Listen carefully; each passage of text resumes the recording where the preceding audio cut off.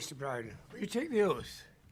If you just remain seated, I swear by Almighty God Almighty God, that I will tell the truth, that I will tell the truth, the whole truth, the whole truth, and nothing but the truth. and nothing but the truth. Miss Graham. Good morning, Mr. Brown. Good morning, Mr. Graham. You are Les Brown. Yes, What age are you? I'm 60. And you were employed in Crown Office and have been since 1985.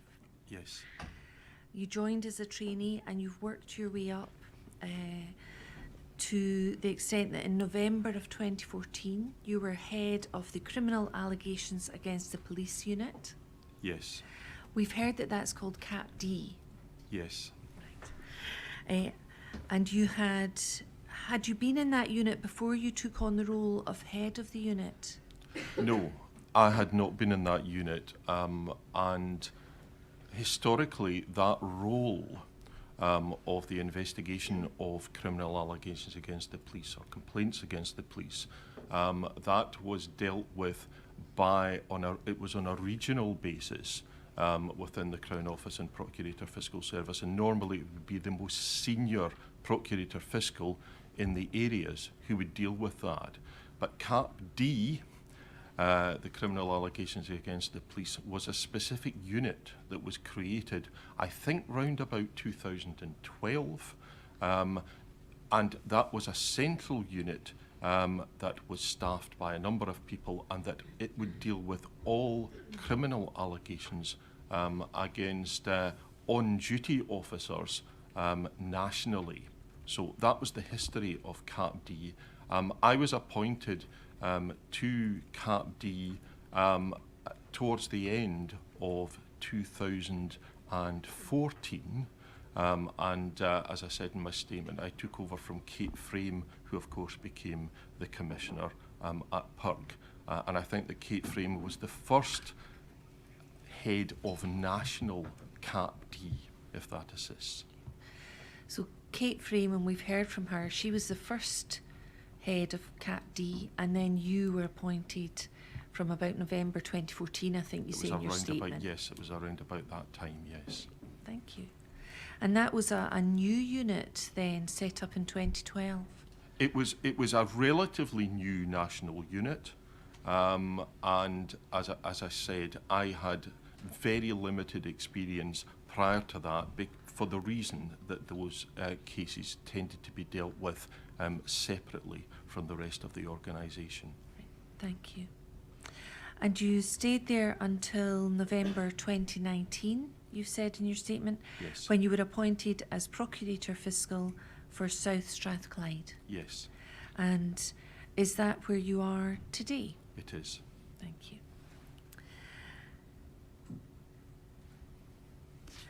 You've mentioned in your statement that the CAPD department unit would receive PERC reports. Is that right? It would receive PERC reports.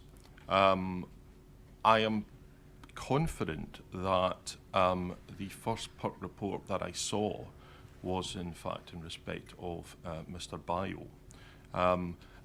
At that time, in 2015, the majority of reports were received from what was called the Police Professional Standards Unit, and they would report to CAPD, and at that time the majority of reports came from that source. But you're absolutely correct.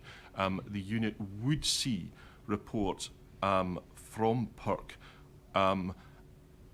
The other unit within COPFS, within Crown Office, Procurator Fiscal Service, that would see PERC reports would be the Fatalities Unit, SFIU, headed by David Green. So they would see reports in respect of sudden deaths and deaths that PERC were instructed to investigate on behalf of the Crown. But we would see in CAPD reports submitted by PERC, obviously normally in respect of criminality. Right, and we'll come on to that in due course. Thank you. Have you watched any evidence that's been before the inquiry? I haven't watched a huge amount of evidence, but I have seen some broadcasts in relation to evidence, yes. On the television? Yes. Well, you may not be aware that there's a blue folder in front of you, and that contains some hard copies of documents that we hope will be of assistance to you in the course of your evidence. And you should feel free to open that up and use any of the documents or refer to them at any time at all. Thank you. As we go through your evidence, there may be particular parts of your statements or your Rule 8 responses or documents that I'd like you to comment on. They'll come up on the screen in front of you, but you'll always have the blue folder as well. Thank you. And please, if there's anything else that you think you'd like to refer to or that would help us, please let us know what it is. If we cannot lay our hands on it immediately, we will try and get it over the next break or overnight. Thank you. All right. Let's look first of all at the request for a Rule 8 statement, which is SBPI 00444. And you'll see this has come up on the screen. If we can move down. And this is a series of questions which were sent to you by the inquiry team. And you were then asked to consider those questions and prepare responses. Yes. And this was the first one that was sent to you, and it covers, as we'll see on this page, your role and the experience you had, and it goes through a large number of top questions. Yes. And if we look at the very bottom of this document, so it's 38 pages long. We don't want to see the docs, but if we can look at the last sort of question, please. We'll see that it contains 194 sort of questions, and the last one is please sign and date your statement. Yes. And did you follow that process in order to provide the inquiry with information about your involvement with the investigation into Mr. Bio's death? Yes, I did. Thank you. And if we could look at your response to that, which I think is SBPI 00419. Now this is the response. So it's your response to that Rule 8 request that we've just looked at. And it's dated the 27th of November 2023. Yes. And if we can look at, it's 112 pages, I think. If we can look at the final page. There we are. And we see that you've signed, or the copy that you have should have been signed, which you're nodding. Is that correct? I did sign You it. did sign There was a process which had to be followed to sign it electronically, and I did sign it electronically and submitted it. Thank you. That's fantastic. And the last paragraph says, I believe the facts stated in this witness statement are true. I understand that the statement may form part of the evidence before the inquiry and be published on the inquiry's website. Yes. And you understood that when you signed it? Yes, I did. Thank you. And you did your best when you replied to this Rule 8 request to give a true and accurate record of your recollections of the events. Yes, I did. Thank you. So that was your first response to a Rule 8 request. I may call that your first statement, Yes. just because it's shorter and easier to understand. And then if we could look at the second time the inquiry got in touch with you, that is SBPI 00437. And this was a second Rule 8 request. And it's... and if we can go down to the bottom of that page, we'll see that this is the final paragraph there, 28, please sign and date your statement. So it's a shorter, more focused series of questions. Yes. And then your response to that was SBPI 00459. And this is a 12-page response.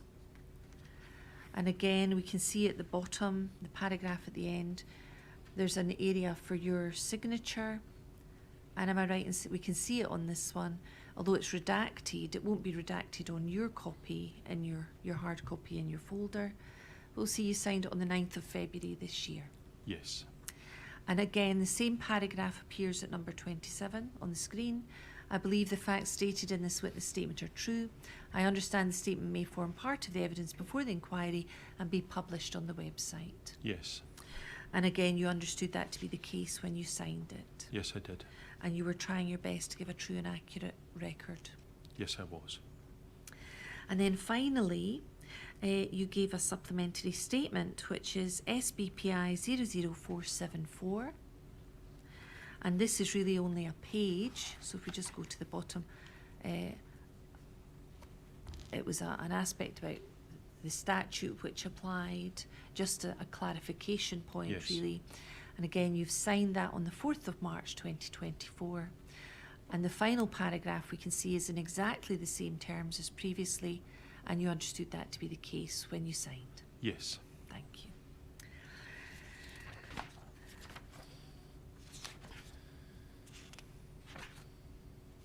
I would like to ask you about, first of all, before I begin going through your own personal involvement, I'd like to show you a document and see whether you were aware of it. It's PERC 04453. We've heard evidence about this document that it was dated December 2013, so the year prior to you becoming head of CAPD. Yes. But it was a memorandum of understanding between PERC and the Crown. Yes. Now, on the final page of this document, the final page of the substantive document, not the appendices, if we can move up, please. We'll see it's been signed on behalf of PERC on the 10th of December 2013, and on behalf of the Crown Office on the 11th of December 2013. So it was signed at the end of the year before you started. Yes. And if we can go to the top of the document again, to the first page, you'll see that it says Memo of Understanding between Crown Office and, if we can move down to PERC. And we've heard evidence that this was about essentially an agreement, an understanding between the two organisations. Yes. Were you aware of this document when you were head of CAPD? Yes, I was. Thank you.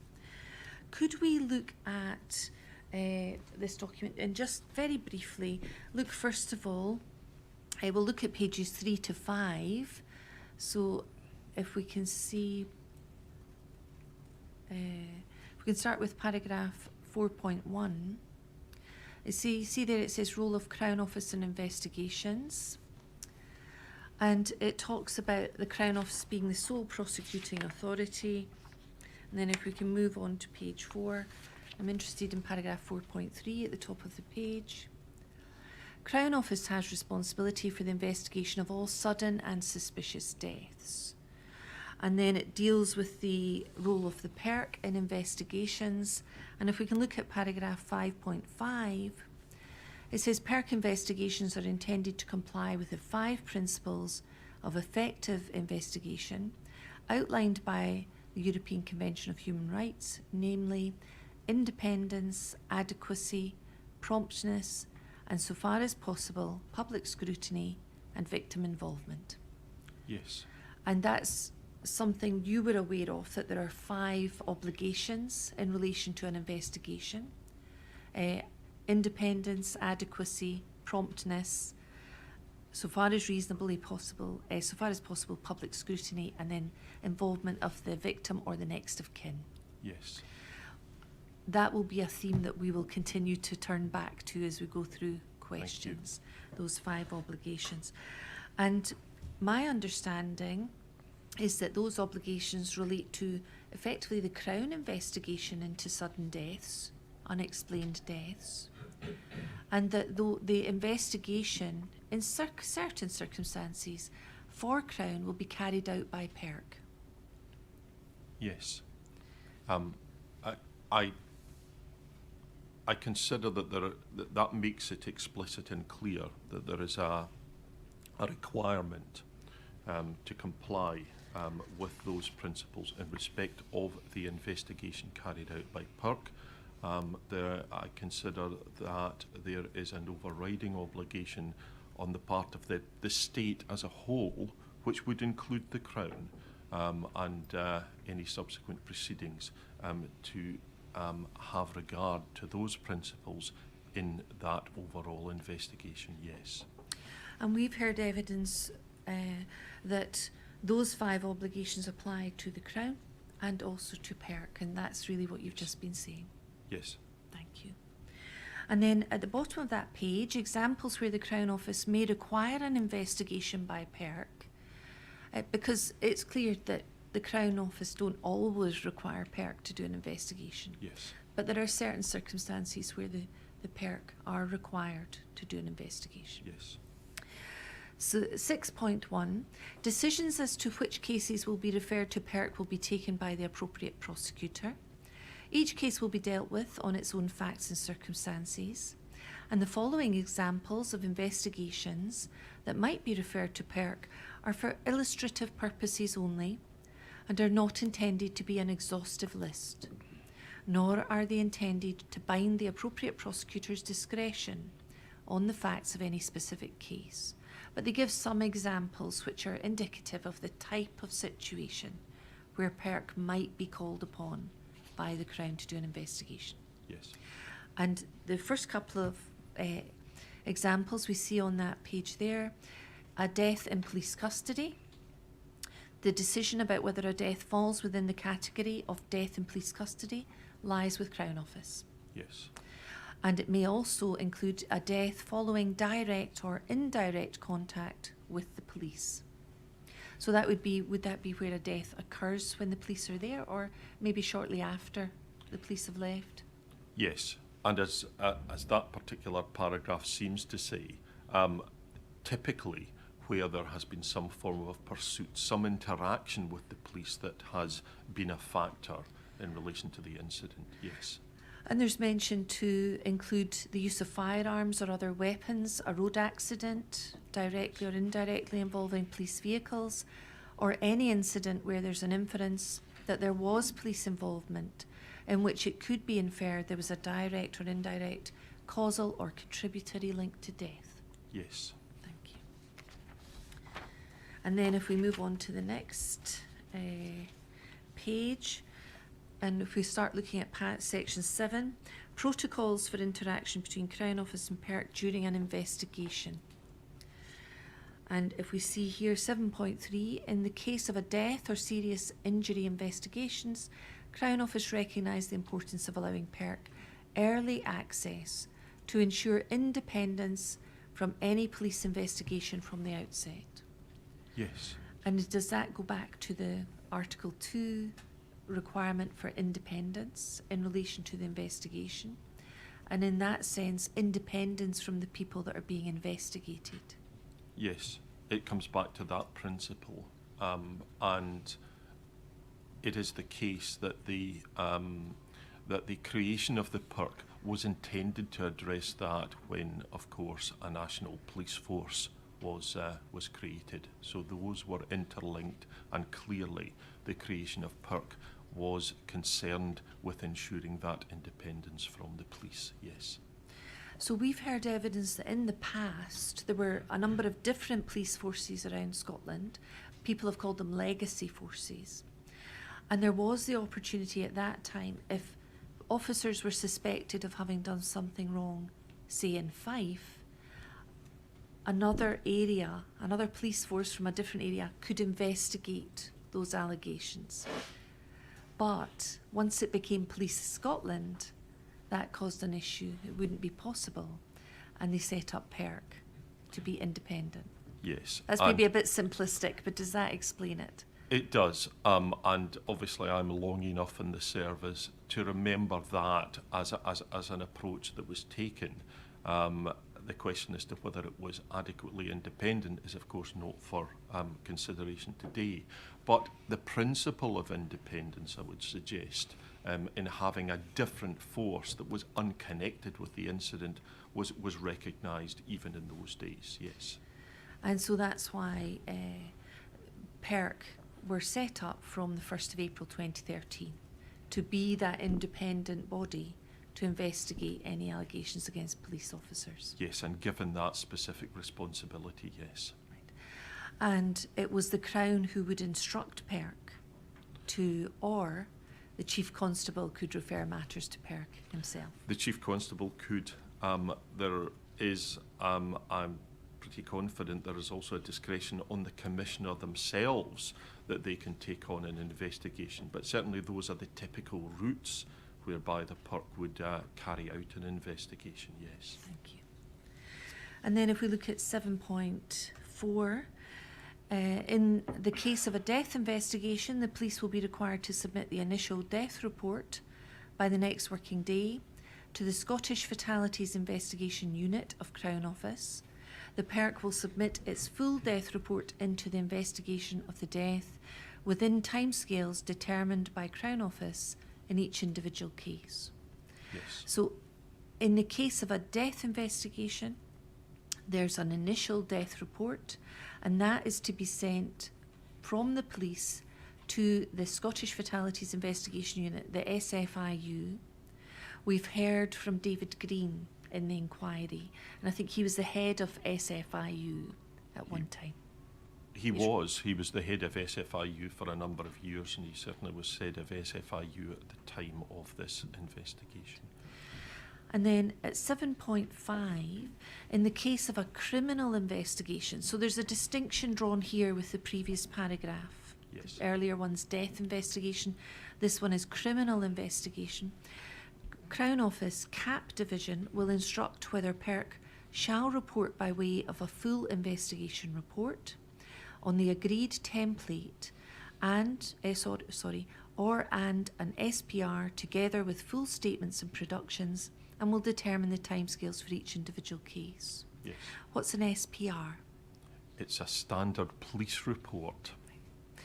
And so this is in the situation, 7.5 relates to a criminal investigation.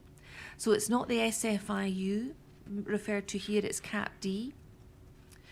And there's a template and an SPR, and then there's a suggestion full statements and productions and timescales to be determined by CAPD. Yes. And can you explain this distinction that's drawn here between 7.4 and deaths investigations involving SFIU and 7.5 involving criminal investigations involving CAPD? Yes. I think it seeks to draw a distinction because, as I'm sure the inquiry are well aware, there are two routes set out in the legislation whereby PERC can typically be instructed. So they can be instructed in relation to the investigation of a sudden death that will involve the police, but they can also be instructed where the terms of the legislation appear to be applicable, and that in relation to criminality and the wording of that, where there is, I think it is, where there is an indication that an officer may have committed an offence. That is the other route. I would say that they are obviously both under the same section, and the powers of the Crown to instruct derive from that section, that being section 33A of the relevant legislation. So to some extent they make clear that they are Crown directed or Crown instructed investigations, both of those, to distinguish them from other means by which PERC may investigate certain circumstances. Thank you. So we've heard evidence that the relevant section is 33A, and there are two types of investigation envisaged within that legislation. There's the B1, which is circumstances where the police have been involved, Yes. and B2, where there are potentially criminal allegations. Yes, that is the wording, an indication. I think that is the wording. Yes. So Section 7 reflects that distinction that arises from the statute that created Yes. the investigation in PERC. Yes, and I would consider that is the reference in those two paragraphs of the Memorandum of Understanding. Yes. And this section envisages that circumstances will be dealt with, the circumstances type of investigation will be dealt with by SFIU, the criminal side will be dealt with by CAPD. Yes. Thank you. Can I turn to your, I'm finished with that document, thank you very much. There was no reference, however, in that document that I could find certainly that refers to specifically to Article 14, discrimination. No. Yes. Are you aware of any documents akin to that Memorandum of Understanding between Crown and PERC that related specifically to Article 14? I'm not aware of any document that referred to Article 14. I am familiar with Article 14. We'll come on to that later, if I may. So you became head, and you were head of CAPD in May 2015. You have said in your statement, let's look at that briefly, SBPI 00419, and I'm interested in some of your answers cover a number of pages. It's page 68 that I'd like to look at, which is actually your answers to questions 108 to 109. And if we can look at paragraph 1 on page 68.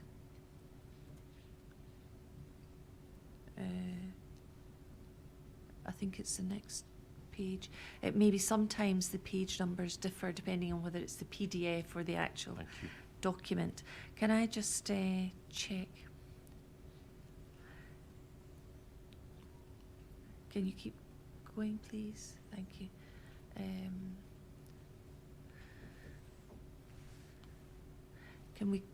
Can I see the top of that page, please? Yes. So this may be, I've called it page 68. It may be page 69 on the PDF, is it? I'm sorry about that. But so this is the first paragraph, and I'm interested in the final sentence here. To my knowledge, this was the first time CAPD had been involved in a sudden death investigation. That was normally conducted and overseen by SFIU. Now, we have heard that SFIU were involved in arranging the post-mortem, which had taken place on the 4th of May. And I'm interested in why, if this was being treated as a sudden death, and we've heard evidence that it was a B1 investigation into the circumstances, and that initially David Green was the person who contacted PERC and instructed them to start the investigation. Why was CAPD brought in instead? Yes, I'm aware that the instruction that was issued by senior colleagues over the course of the weekend and prior to my involvement simply specified the general section, and I think I'm correct in saying it did not seek to differentiate between B1 or B2. That's my understanding. So that instruction had been issued, and I know it was modified or expanded again prior to my involvement, but still did not distinguish between the two. So SFIU were involved at the initial stages, and that was in accordance with normal procedure in relation to being advised of the circumstances of the death of Mr. Bayo, and also instructing initial procedures, including the post-mortem examination. And that, in my experience, was very typical. CAPD became involved on my return to work, as it were, after the holiday weekend, when, as I said in my statement, I was asked to go through to Crown Office, and it was indicated to me that a decision had been taken that the investigation would either lie with CAPD or be overseen by CAPD at that stage, and that was a decision that had already been taken. As regards an explanation as to why that was, I cannot recollect any clear indication other than I consider that it was considered that there was at least the potential for criminal proceedings at that stage, and that it was appropriate that it be overseen by CAPD at that stage, because it would involve considerations in relation to the actings of the police and possibly further proceedings depending on the results of that investigation. So that is my recollection in relation to that particular decision. But it was a decision that I was advised of, and that was the way that matters proceeded at that stage. I'm pretty sure that the Lord Advocate had been, I think, involved in that decision, because, as I say, that was the decision that had been reached, and I was being advised of that decision. The Lord Advocate at that time would have been Frank Mulholland, is that correct? Yes, it was. And I think in your statement you talk about being asked to come through to Crown Office to have a meeting with Stephen McGowan. Yes. We've not heard from him yet, but we hope to hear from Mr. McGowan. And he was the fiscal for Major Crimes and Fatalities Investigation. Yes. Can you explain to people where he was or where you were in relation to his role? You're head of CAPD at this point. I'm head of CAPD. It's a civil service structure. Stephen McGowan would be senior to myself. He occupied a higher grade and had was operating in that job title. Sometimes I know that the job titles can sometimes be a bit misleading, that you're head of something, but then there's somebody else that's got a different job title. But he certainly was senior to myself.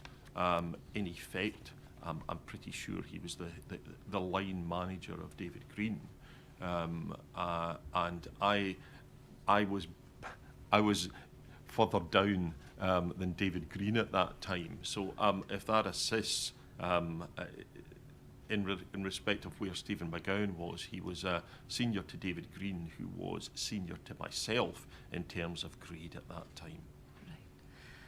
Right. So Stephen McGowan is above both you and David Green. Yes. And David Green, as head of SFIU, has been involved in the initial stages with the death of Mr. Bio. But then was it at that meeting with Mr. Gowan that he said you would be having oversight, I think, as head of CAPD? I don't know if that was the term that was used, but certainly it was made clear that the investigation was going to rest for that at that stage with CAPD rather than with SFIU, with the fatalities unit. Well, Sorry to interrupt. Mr. Brown, should I understand then that the head of CAPD had a lesser grade than the head of the deaths unit? Yes. What was the thinking behind that? I don't think I can assist your lordship in respect of that. As I said in my statement, the head of CAPD, when Kate Frame occupied that role, was at a higher grade. It had been downgraded, to use a term, after Kate Frame's departure. It had been occupied by a senior civil servant. I was not a senior civil servant when I was appointed, so I know that I was the first head of CAPD to be appointed who was not a senior civil servant. There was Thank you. a decision had been made, I suppose, at an organisational level. That's as far as I can say. I was not involved in those discussions, and the decision to downgrade it, as it were, had been made prior to my appointment, and I was appointed to it on a level transfer. Thank you. Thank you. Regarding your role, I wonder, and I don't know if this is on the playlist, it's something we might have to get later, COPFS 02539. This is a letter written by Stephen McGowan to PERC, and it's on the 5th of May 2015. It's not. What we'll do is we'll come back to that after our morning break, if I may. So you have that meeting with Stephen McGowan when you come back to work. You go to Crown Office and meet with him. And was it at that meeting that he appointed you to deal with the Sheco Bio investigation? Yes, I think that would be fair to say, yes. And you've mentioned the bank holiday Monday. We've heard that was the 4th of May. So was this meeting on the 5th of May, the day you returned to work, or the day after? I cannot be certain, I'm sorry to say. I'm very confident that it would have been Tuesday of that week at the earliest. I can't be absolutely certain that it was the Tuesday, but out of all the days, I think it's most likely to have been the Tuesday. Although I did go through emails as to whether, how did I know to go to Crown Office that day, I cannot remember. Well, the letter that Stephen McGowan appears to have written was on the 5th of May, and he sent, as I say, we'll look at it later, but he sent it to PERC and he said, Les Brown, head of CAPD, will be the senior fiscal with oversight of the case and bring as much assistance from Crown Office as required. Yes, And that would accord with my general recollections then, and I think I have seen that piece of correspondence. so your role at that, from that point, was to provide oversight and handle the investigation into Mr. Bio's death? Yes, to provide oversight, and obviously the investigation and the eventual PERC report was to be submitted to CAPD. I think I have said in my statement that at that time, and in the light of the fact that even at that early stage, it was clear that this was going to be a significant and important investigation, I was reassured, I suppose, that I would be able to draw on the experience of senior colleagues, including Stephen McGowan, in respect of that. But that is correct, yes. Thank you. And before we go into the steps that you then took, can I ask you some questions about the unit that you were head of? Yes. I think in your statement you say you dealt with around 50 cases a month. Was that the Yes, position in about May 2015? I think it was, and there was a memorandum that I reminded myself of in relation to that. I do think that the overall caseload did reduce, because I have seen that over recent years it was less than 50, but that would be correct. At around May 2015? Yes. And one of the other things that I think I did say in my statement was that there was a backlog of cases that I inherited, and clearly dealing with cases within CAPD, because of the sensitivity of them and the fact that police officers will want them dealt with as quickly as possible, that was a primary source of concern. A significant number of cases that were getting older, and in particular some data protection offences that seemed to be building up in respect of that. But yes, a significant number of cases, round about 50 is the best of my recollection at that time. And of course, during the course of the initial investigation and subsequently other large sensitive cases were dealt with by the unit, and I had oversight of those as well. The team that you were managing at that time, you've told us there were 2 part-time principal deputies, Yes, 2 part-time deputies, and 2 non-legally qualified case preparers, yes, and plus yourself. So was the team you were one of 7? You had 6 staff. yes. Although I think at least one of the case preparers was part-time as well, but I was going to ask. I think they might have been. But certainly the principal deputies, now the principal deputies are the kind of first line managers within the organisation. They were part-time, and they were highly experienced, and in fact the unit as a whole, if it assists the inquiry, was, I would term it, pretty experienced in that. All of them had certainly been there for a lot longer than I had been, and some of them had been there for a considerable period of time.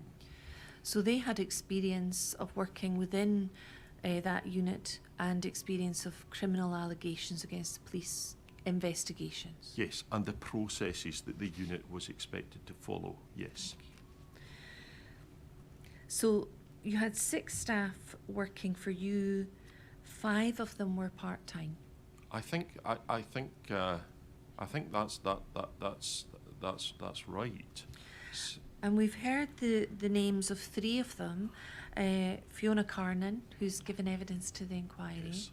Alistair MacLeod and Erin Campbell. Alistair MacLeod was not a member of CAPD. Right. Alistair MacLeod was seconded to this particular investigation. Alistair MacLeod had come from another part of the organisation. The same applies to Erin Campbell. Erin Campbell was not a full member of CAPD at any time, and again was seconded into the inquiry. Were they in addition to the 6 members of staff that you already had then? Yes, they were. And were they full-time? Yes, they were. But it was later on in the inquiry. If it would assist the inquiry as regards dates, I would struggle in respect of the date, but I'm pretty confident it was I think around the time of the submission of the final PERC report. And what was at the submission of the final PERC report, when they both were seconded? Yes. Right. Yes. So in the initial stages, at least, prior to the submission of the final PERC report, they were not seconded to the team. Yes. And they only became involved after, we've heard, the final PERC report was submitted in August 2016. So would that be sometime after that date, Mr. MacLeod and Miss Campbell would come on board, seconded to your unit? I think that is correct. I have seen an email, however, that suggests that Erin Campbell was there a bit earlier than that. So I could be wrong, but what I am confident of is that during the initial stages, and I'm very confident that it was after the submission of the first PERC report that they became involved. I just can't remember exactly when it was, but I thought it was round about the submission of the second PERC report. We'll maybe be able to double check that. So the first PERC report was the interim report from PERC, and the final report, the interim report came in August 2015, and the final report came in August 2016. Does that help you? Yes, further? it does. And that is, I know that's when they came in. I know that it's been referred to as the interim PERC report, and there is reference in some of the documentation. To the best of my recollection, it was not at that time submitted as an interim report, but became one because of further work that was instructed. And for what it's worth, it wasn't titled interim report, but it became an interim report. That's correct, and that's why it's referred to as the interim report. All right, thank you. Was Fiona Carnan always part of the Cap D unit? Yes, Fiona Carnan was, but for the Fiona Carnan only became involved in the inquiry into Mr. Bayo's case later, much later on in the process, and after the involvement of Alistair MacLeod. So, but she was there all the time. Thank you. Now, in relation to Mr. MacLeod and Miss Campbell, as they were seconded to your unit, did they what experience did they have of investigations in relation to police officers before being seconded? I know that they were brought in, or I suspect they were brought into the team because of their experience in investigating significant and challenging cases. That's the first thing that I would say. I know that Alistair MacLeod had experience, direct experience, and had involvement in a case that did involve police officers, and to the best of my recollection, it was quite a high-profile case that involved allegations of police officers misleading authorities. But that wasn't a Cap D case for the simple fact that it concerned I understand it concerned off-duty police officers, and Cap D only dealt with on-duty allegations. But he brought that experience. As regards Erin Campbell was, like Alistair MacLeod, regarded as a very competent investigator, and I can't recollect any specific case that she would have been involved in that involved the police, but that was part of the skill set that I think was under consideration when they were seconded to the team. And were they seconded because of the existing level of the workload that the existing team were covering, that you needed additional staff to come in? I think my recollection in relation to that was that it was clear that the Crown were going to have to undertake significant inquiries.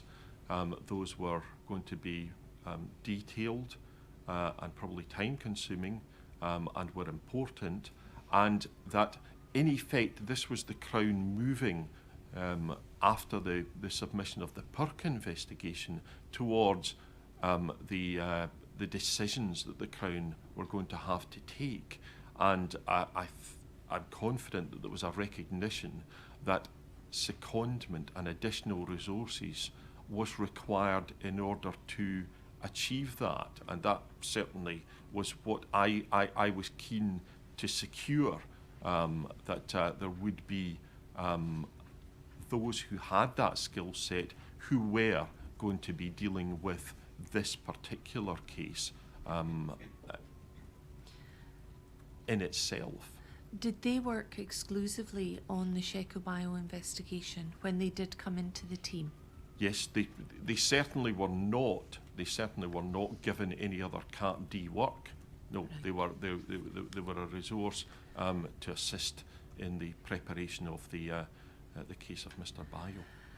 We've heard evidence from witnesses from Perk who said that we asked them questions about their workload and the number of investigations they had, and they've mentioned that there was the M9 crash in relation to Yulin Bell, and that occurred in roughly around July, and they've explained, those witnesses, about the impact of that significant investigation on their resources and the workload. And I wonder, you've mentioned other significant investigations. Did that incident have an impact on the workload of your team? Yes, it did. As I said in my statement, the M9 tragedy was reported and dealt with by CAPD. That was dealt with by an existing member of CAPD with some assistance from a case investigator. So to that extent, that particular investigation was dealt with within existing resources. So that was absorbed into the existing workforce, the Yes, team. I would say it was. Was that one of the principal deputies or one of the deputies? It was actually one of the deputies with assistance from myself and the principal deputies, yes. But again, someone who remained part-time at that stage? Yes. Right.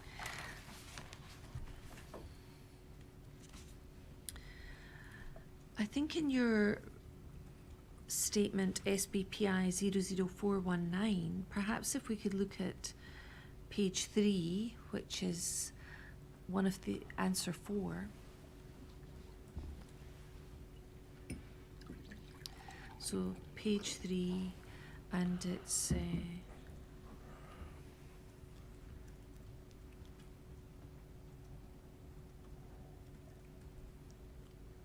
we are.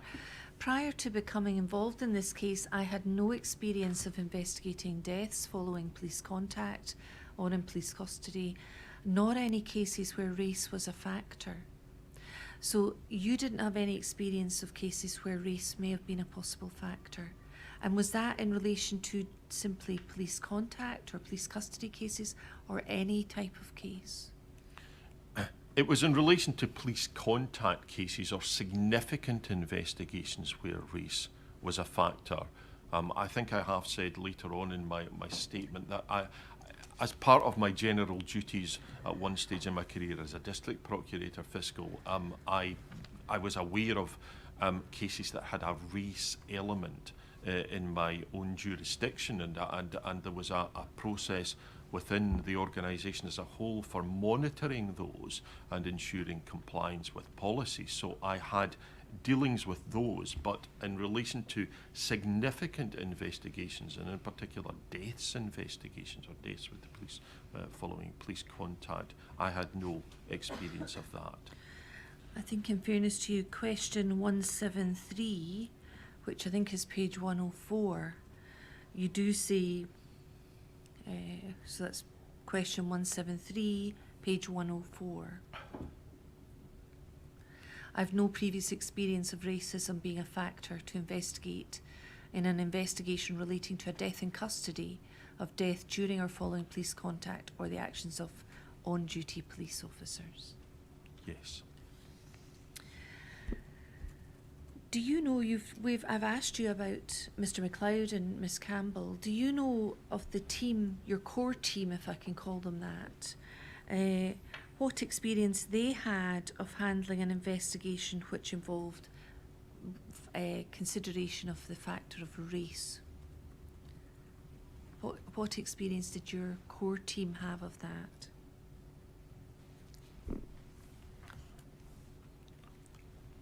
I'm not aware of what experience they had. Right. Looking back now, do you think that was a disadvantage? You've talked about Mr. MacLeod and Miss Campbell and the limited experience that perhaps they had in relation to that. You're not aware of others. Do you think you were conscious of an absence of experience in relation to race investigations?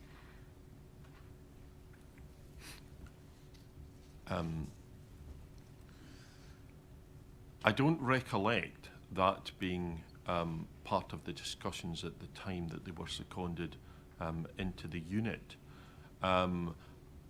What I certainly valued, I first of all valued the fact that there were some additional resources coming, and also, as I've already said, they were resources with considerable investigative experience and to use the term, a proven track record of carrying out sensitive investigations very efficiently and very diligently and very effectively. And that was a I think that was a consideration in the selection of them, although I don't recollect being involved in actually selecting them. But that was a consideration that I had. If you'd had the option to select who was to join the team for the purposes of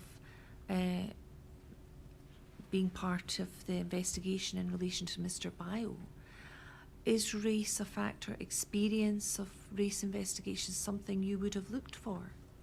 I think it would be important to either have had experience of race or to be able to demonstrate that you could acquire and did acquire those kind of skills and have that experience. Yes. Thank you. Looking back now at the team you had at your disposal, do you think a team with more experience in race investigations might have proved to be of assistance and of benefit? I think it would always be of benefit if members of the team had a particular skill set that was relevant, and I certainly regard those kind of skills as being relevant to this particular investigation.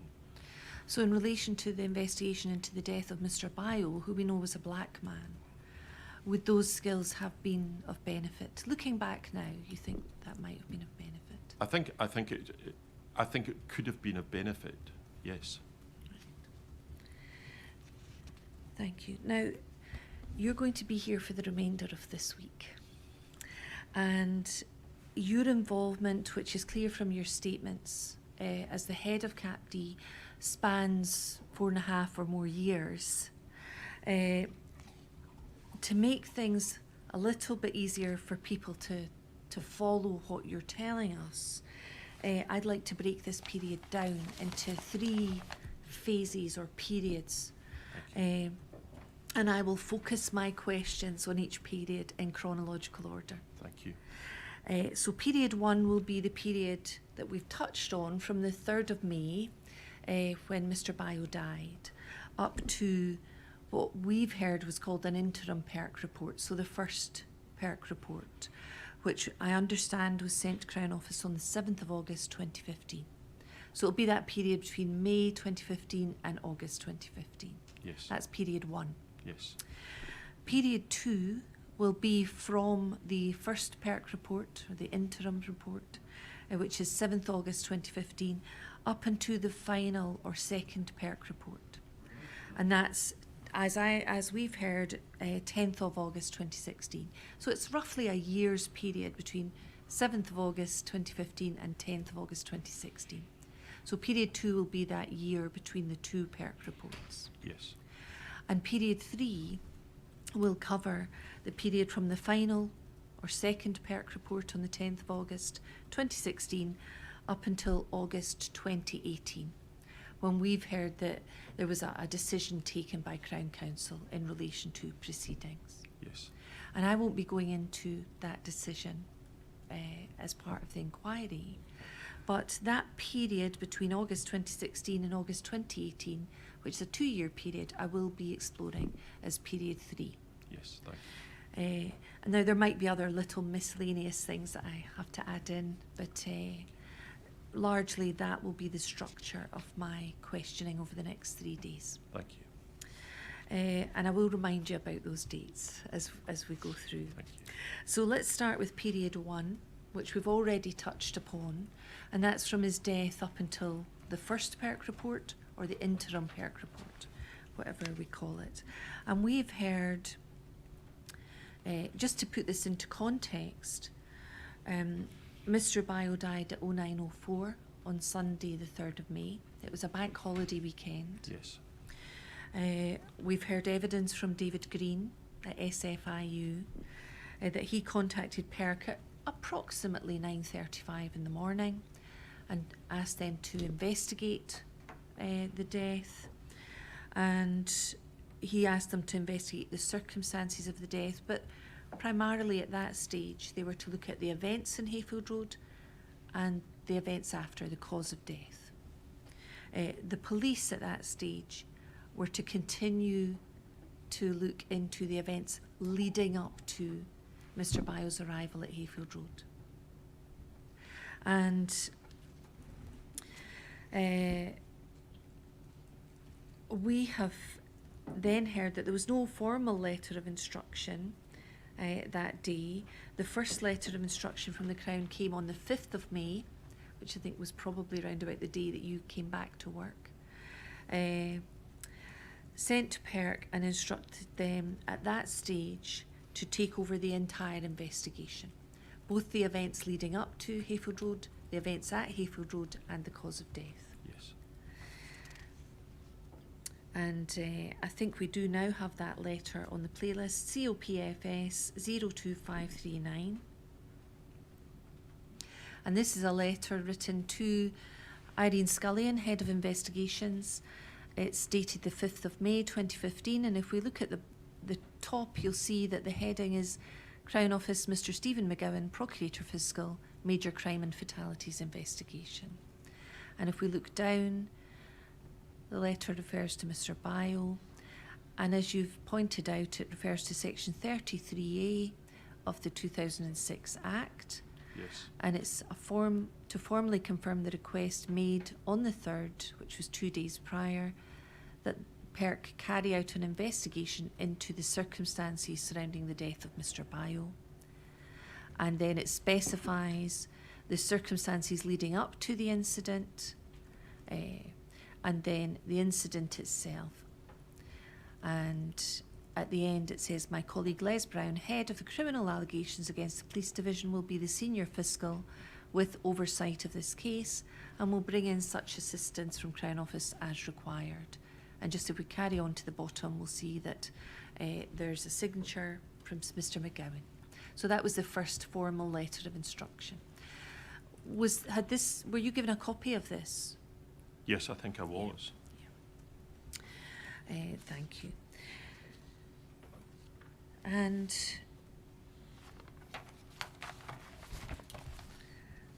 thinking about this period of time, we're calling period 1, I'd like to ask you questions around the sort of 5 procedural obligations under an Article 2 investigation.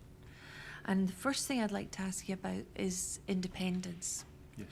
So we're focusing on this period of time when you've become involved, you're head of CAPD, and I want to ask you some questions all related to the issue of independence, which we know is important under Article 2. So I'd like to ask you about the independence of PERC from Crown Office, or what the relationship is between PERC and Crown Office. Could we look at SBPI 00419? And I'm interested in answer 14 on page 9. So it's page 9 and it's an answer 14. Here we are. I do not consider that the Act envisages that Crown Office are responsible for the supervision of PERC in relation to their day-to-day investigations, as this would call into question the role and operational independence of the Commissioner. The fundamental relationship between Crown and PERC is set out in the Act and provides that the Commissioner must comply with a lawful instruction issued by the appropriate prosecutor under Section 33A. But I do not consider that this provision envisages supervision of PERC in relation to the discharge of their function and responsibilities. Essentially, my view is that Crown Office can direct the PERC to investigate in a similar way that it does with the police, but does not seek to prescribe how to achieve this, nor does it micromanage investigations. Now, I'm interested in this paragraph. We've heard from a number of witnesses who talk about this relationship between PERC and the Crown, and I'm interested in your perspective. We know that PERC were only set up on the 1st of April 2013. And we've heard evidence about how this investigation into the death of Mr. Bio was a significant investigation. And can you explain to the chair how you saw the relationship with PERC? You've mentioned it as being akin to with the police, but can you help us understand? Of course, or I'll try. Thank you. I do think I say at one point in my statement that I considered that at this stage the relationship was relatively undeveloped, and that to some extent is my perspective at this stage. I'm also bringing to bear experience over the whole of my time in CAPD, and I think I probably was reflecting that in that particular answer. I consider that the Crown has obviously got responsibility for instructing the PERC to carry out an effective investigation. But I consider that the PERC has, I would term it, a wide operational discretion as to how to carry that out. One of the terms that I do remember Frank Mulholland using was that his expectation was that PERC would follow the evidence. And I took it that he clearly meant in respect of that the PERC didn't need to be constantly going back to the Crown to ask for authority. Should we look at this? Should we look at that? I consider that the PERC did have a degree of independence and operational responsibility and statutory responsibility to carry out an effective investigation, whatever that might mean in relation to the particular facts and circumstances of any investigation that they were required to carry out. And for that reason, when I say that I didn't consider that it was for the Crown to micromanage an investigation, that it would not normally be for the Crown to instruct how the PERC should carry out its investigations, especially at an early stage in the investigation. As the inquiry will be well aware, and I suspect that you will want to explore this, that somewhat changed following submission of the first or the interim report, where detailed instructions were given. But in respect of the general instruction that was given to PERC to investigate the tragic death of Mr. Bio, that is why I do not consider that it is the role of the Crown to micromanage the investigation or to supervise each and every action that the PERC takes. And in generality, I think it is for the Crown to instruct the PERC to investigate, and that the PERC has a discretion as to how to carry that out, clearly looking to the principles of Article 2, and in particular to carry out an effective investigation. Was it your view that you were really giving PERC free rein to use their experience as investigators to, as you say, the Lord Advocate put it, to follow the evidence and carry out their own investigation? I don't know that I personally would use the term free rein, but I do consider that the PERC required to address what is it that we need to investigate here. Now, I know there was a general instruction in respect of it, but it was implicit in that, I consider, that it would have to be effective, and it would have to examine the most obvious things that were relevant to that investigation, including, just to take as a generality, the use of force and the circumstances of that. Now, that was not specified in the instruction to PERC, but I think it would be inconceivable that that could not form part of the consideration of an effective investigation. Clearly, independence was a relevant factor, and that means, to my mind, that the investigation must analyse and consider what is important and come to some form of conclusion as to where the investigation is going, and also that at the early stage of the investigation, especially of this type of potentially complex and very sensitive investigation, the situation is relatively fluid. And so when I say to draw on their investigative expertise, the PERC's investigative expertise, to my mind, does draw on the kind of skill set that the police bring to an investigation. And the reason that I mentioned the police is that typically the Crown will not be involved in micromanaging a police investigation, but will rely on the investigative skills that the police have to prepare and submit a report, which is then for the Crown to consider as part of their responsibilities, and if necessary, to instruct further inquiries, to direct on the areas that further inquiry is required, but not typically, in my experience, to prescribe how to go about doing that. Thank you.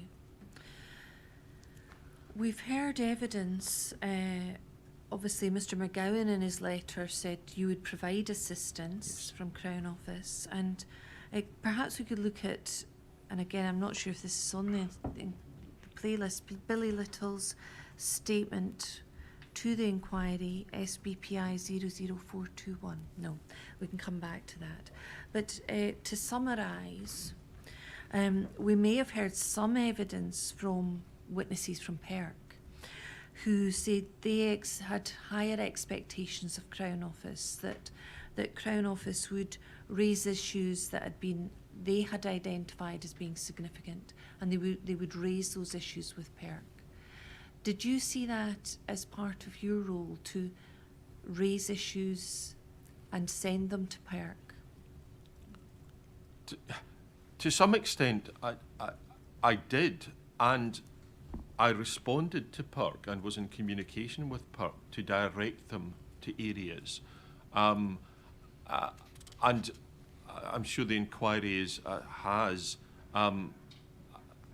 a number of pieces of correspondence where I've directed PERC as to areas that they require to explore.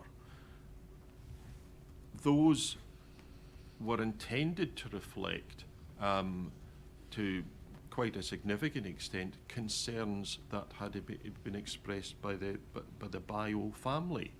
As the inquiry will be aware, I was involved in meetings with the Bio family from an early stage, and I think I have said in my statement that I was aware of the profound effect that the death of Sheku Bio had upon them. And so when I was communicating with PERC, I would, on a number of occasions, communicate the concerns of the family as to areas of the investigation that they considered were important, and that was one of what I thought was one of the appropriate actions that I could take. Having said all of that, that came from the fact that the Crown were meeting with the family and in regular dialogue with their solicitor, even from the early stages. But I would suggest that doesn't absolve the PERC from engaging and listening to the family's concerns as well. But I do think that a dynamic developed during the course of this inquiry, whereby the Crown was relaying the concerns of the family and asking that either be incorporated into the PERC's general investigation or directing them to specific areas that required investigation. Thank you. Could we look at page 5, and this is in response to question 9. Here we are. And you say here, I think slightly further down, keep going please. No, go back up. I'm looking for a section that says, it was important not to police any limitation or restriction on the scope. Here it is. It's just below halfway down that page, now about halfway. The approach recognised that it was important not to place any limitation or restriction on the scope of the investigation, at an early stage in the process.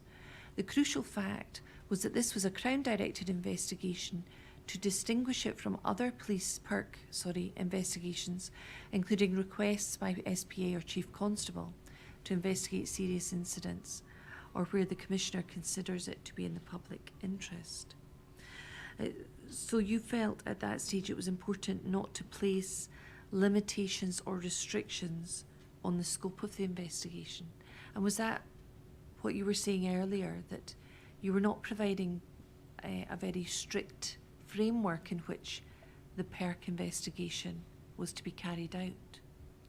Yes, certainly not at an early stage, and I was mindful of the fact that although I was not involved in the letters of instruction, I don't recollect being consulted or drafting it. It was already done by the time I became involved. Clearly, as I've said, this was a general direction to investigate the circumstances. That was at a very, it was at an early stage, I would say, because it occurred same day PERC were involved as the incident, that I think was consistent, a general direction. I appreciate that this will be a matter for the inquiry as to whether a general direction was appropriate, but my colleagues obviously considered it was appropriate, and I was mindful of that, and I considered that it gave PERC considerable scope to employ their investigative skills and to, I suppose, consider, reflect and refine on those as information and evidence was gathered and assessed. And I think later in your statement you say you saw your role as providing PERC with advice and assistance as required. Yes, and I think my general approach, to work is to try to assist in the effective investigation, and I would see that as my role in relation to PERC. There are questions later on that I won't approach at the moment where it talks about operational responsibilities, and I do consider that there are operational responsibilities, but in general I think it's unhelpful to refuse to engage in respect of it. So if I was asked for a view, I consider that I would try to be as helpful as possible, but recognising also that it was sometimes not for the Crown to give assurances to PERC or to give authority to PERC to approach things in a certain way or to obtain evidence. That would not, I consider, be for the Crown to do in normal circumstances, but I would, as I say, attempt to be as helpful as possible if PERC did have questions, and I would either consider those myself or in most cases would share those with others, other senior colleagues, and we would take a view in respect of that. And when Crown Counsel became involved, that generally was my approach as well. So at this stage, in the early stages of this investigation, you've told us how you had limited involvement with PERC at that time, or in terms of your experience of PERC, it was limited at that time. This was the first PERC report ultimately that CAPD had obtained. You've mentioned in your statement, and you've mentioned today, about the experience of PERC and their investigators. How satisfied were you at that stage that the PERC investigators were experienced and sufficiently experienced to undertake an investigation into the death of Mr. Bio? Or was that an assumption that you made? I saw no reason to question their skill set at that stage, and to some extent, although this was clearly going to be a demanding investigation, it was this type of investigation that PERC was created for, in my view. Were any issues raised with you by PERC questioning whether they had the skill set to investigate the death of Mr. Bio? Any concerns raised with you? No.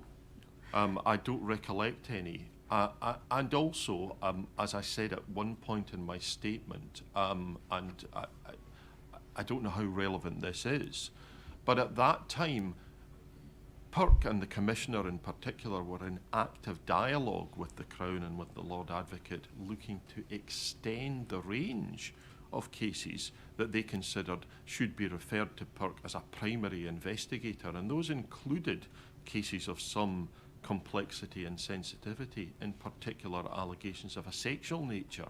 But that was, I mentioned that because of the general background. So as opposed to any suggestion that PERC didn't possess sufficient skills, that PERC were looking to expand the range of investigations which they considered they should handle, and by implication considered that they should be handling. We've also heard evidence about the resources available to PERC at that time, and this is prior to the M9 events. Were any issues raised with you about pressure of resourcing the investigation into Mr. Bio's death?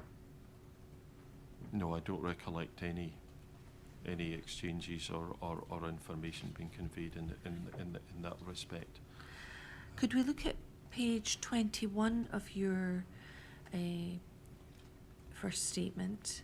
And this is in response to question 34, but it's page 21 that I'm interested in.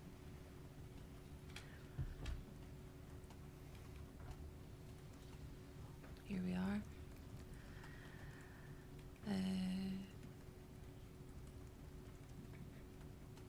Can we look at the next paragraph, please?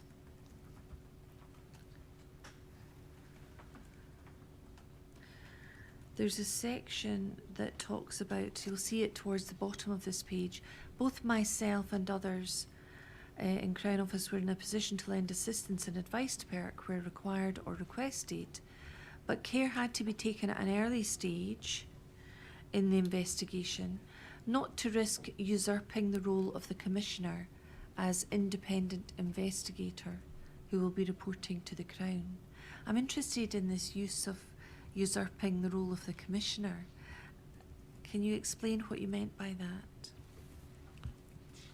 I think what I meant in relation to that was that the Commissioner had a role, and I consider had an important role in respect of the conduct of an investigation that was being carried out by the PERC, and that my expectation, and I think the expectation of others, would be that senior people, if not the Commissioner, but the Commissioner, had experience in relation to these types of investigation, would bring their investigative and professional skills, and that rather than the Crown issue a list of detailed instructions at that stage, that it was appropriate to allow PERC to carry out the investigations as they saw fit, and to submit a report to the Crown, and thereafter for the Crown to assess whether they could proceed on the basis of that report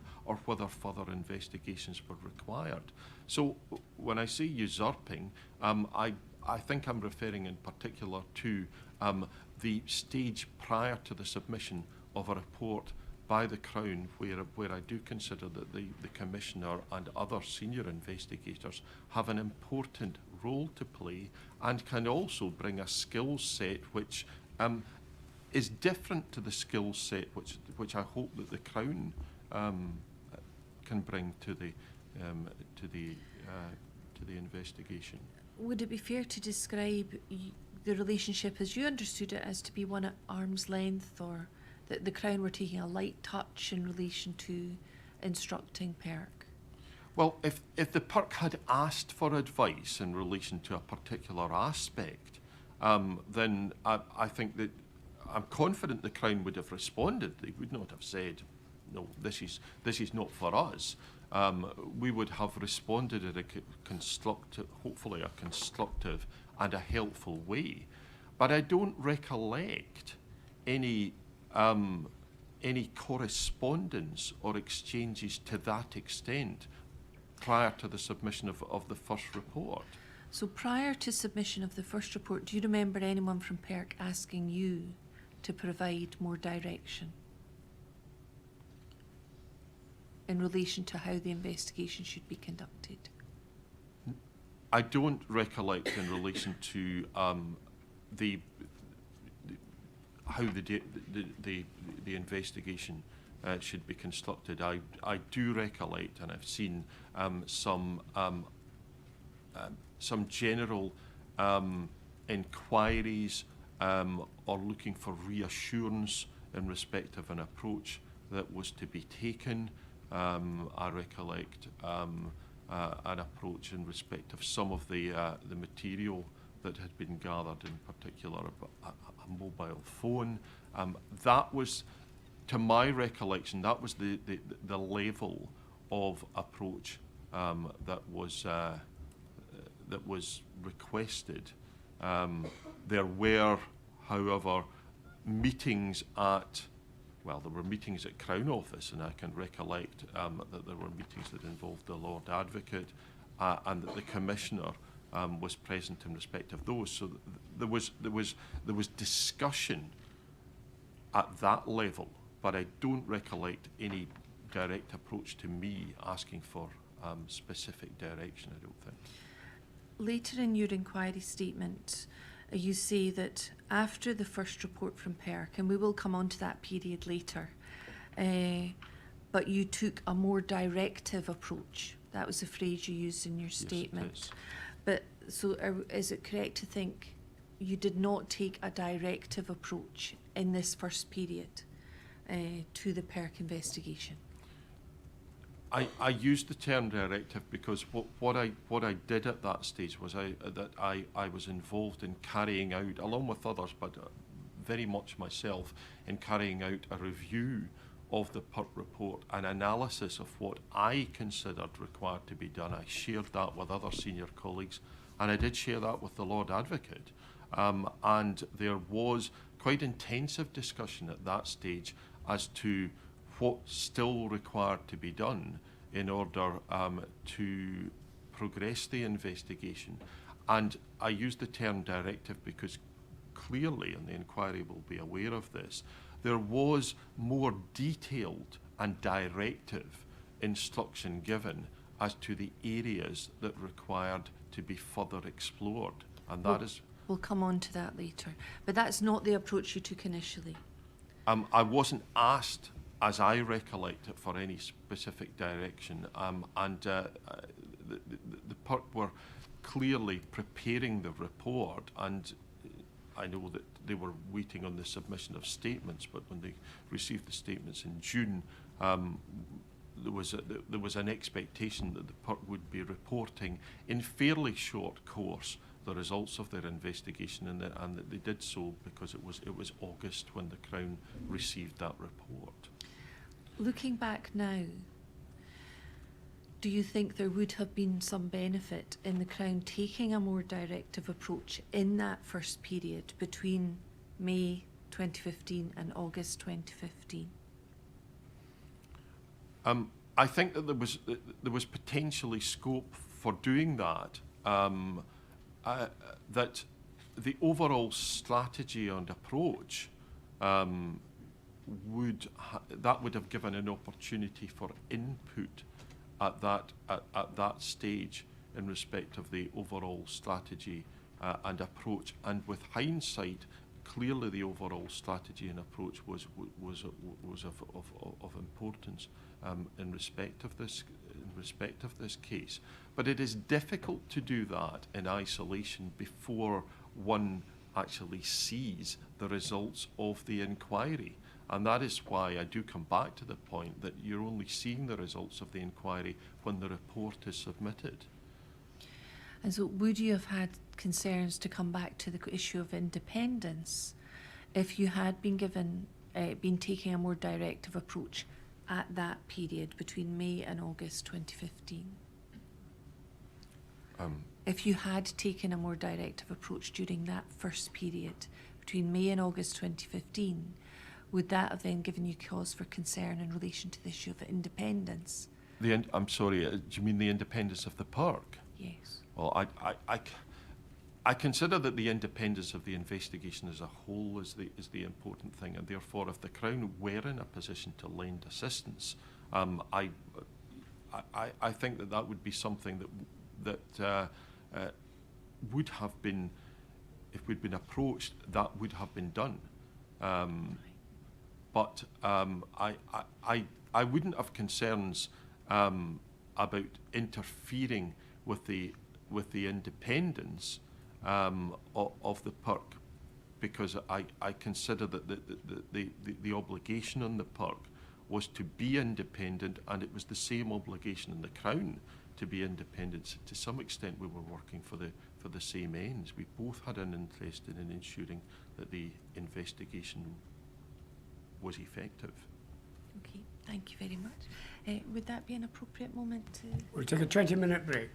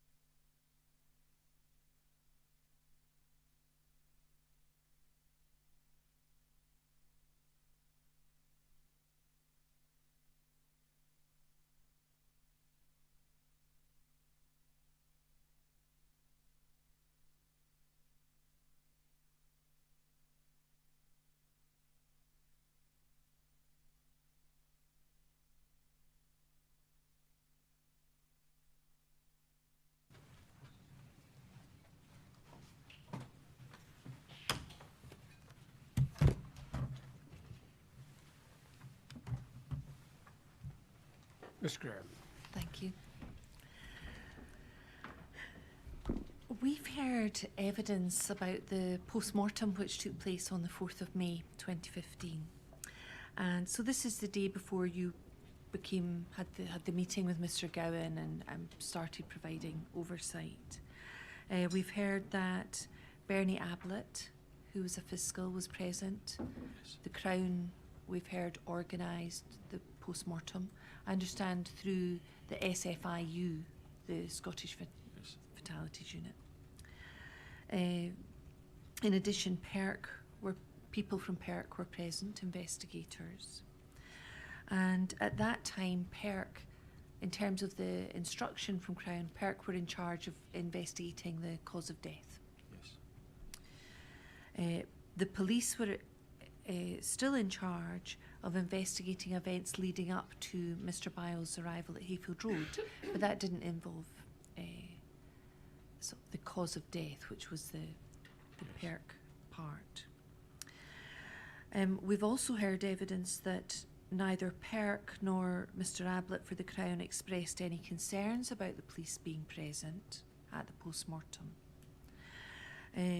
Now, we've obviously been talking about the period 1, we're talking about this early stage. We're talking about Article 2 and the independence requirement in terms of Article 2. I'm interested in your views about the presence of members of Police Scotland, officers, at the post-mortem which was being carried out at that time. So the presence of the police at the post-mortem. Do you have any concerns about that? Yes, I would. Going back to Article 2,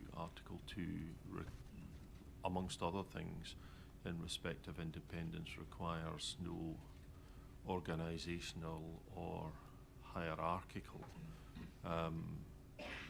connection between the investigators and those being investigated. I think that there is a risk, just a potential risk, in relation to how that would square with those the organisation which is itself being potentially investigated and its members are being potentially investigated, being present during the early stages of an investigation where important information that relates to obviously the cause of death, but how that might relate to how that cause of death came about, that there is a risk that would be compromised, that independence would be compromised. Thank you. And then we've also heard evidence that at the conclusion of the post-mortem, that the then lead investigator from PERC discussed with one of the pathologists about the cause of death. It was an early stage at that point, but in particular discussed whether blunt force trauma had caused the death, blunt force trauma to the head.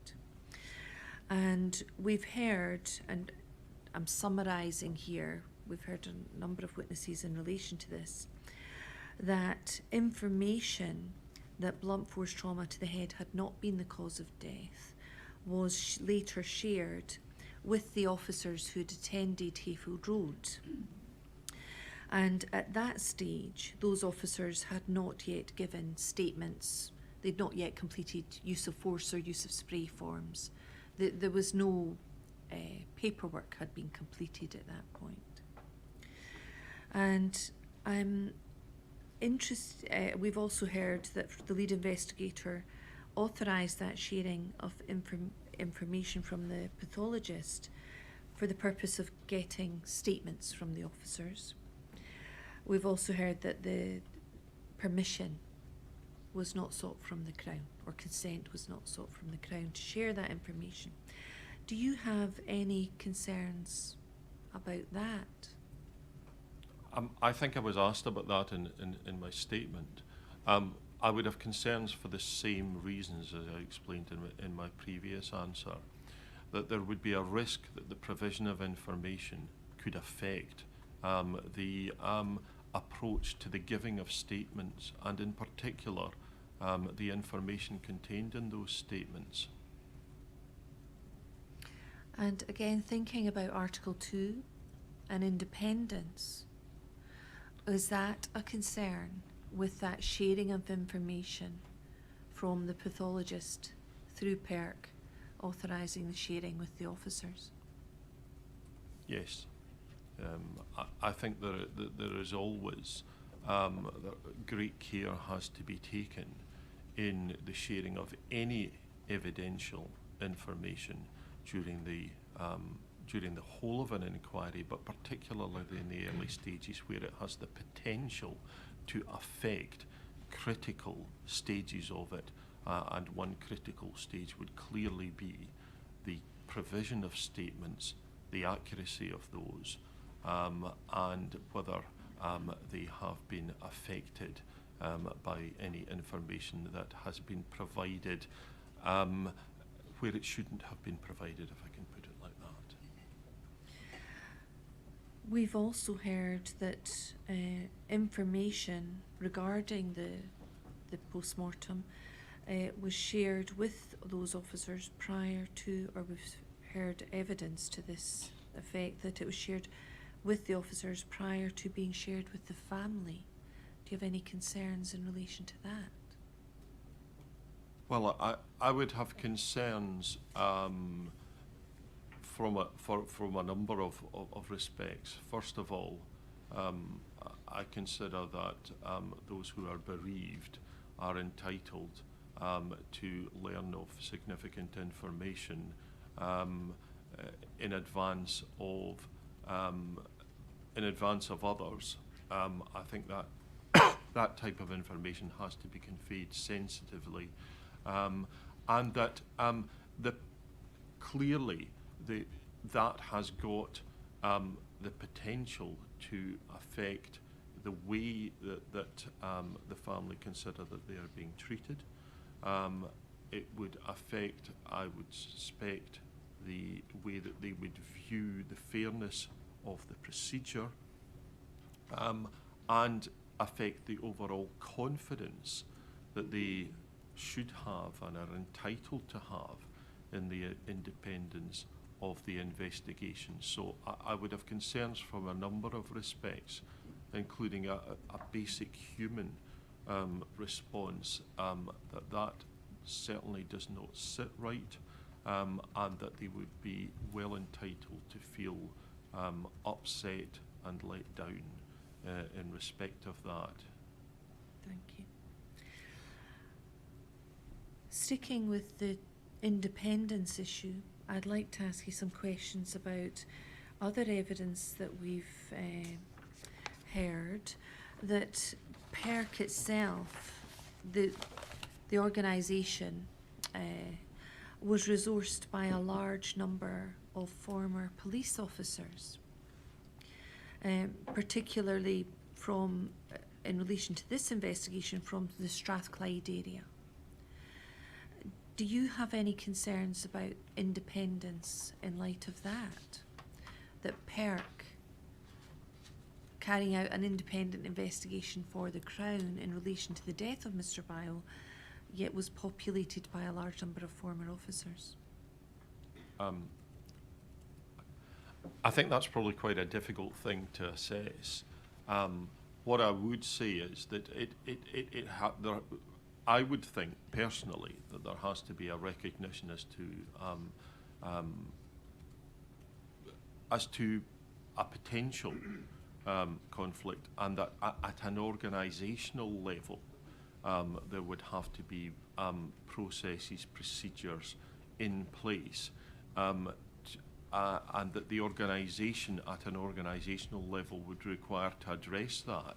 Having said that, I think I do recognise that where one requires a specific skill set, and in particular an investigative skill set, and I think in relation to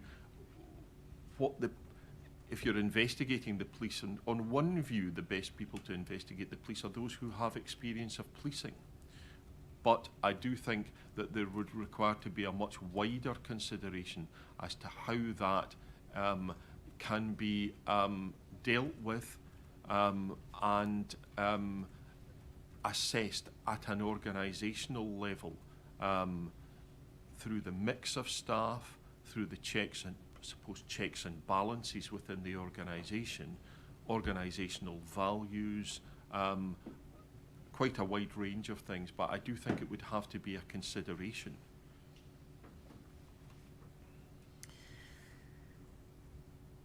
I think in your statement, and I won't go to the section at the moment, but you were referred to an email from Mr. McGowan, which was dated the 12th of May 2015, where concerns were expressed about PERC requesting statements from officers who'd been involved in the incident through Police Scotland. So the PERC were requesting statements from the individual officers, but through Police Scotland.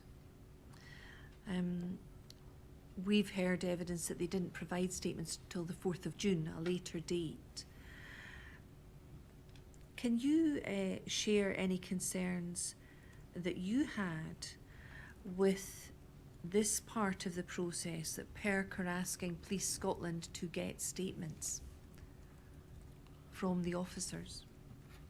Well, I think I said in my statement that I did have concerns as regards that approach, because my view is that it gives the impression, and it would be an unfortunate impression, and I think a very mistaken impression, where you're trying to, it's important that you assess your independence, that in some way you're required to go through the organisation, which in effect is being investigated, in order to obtain essential information for your investigation.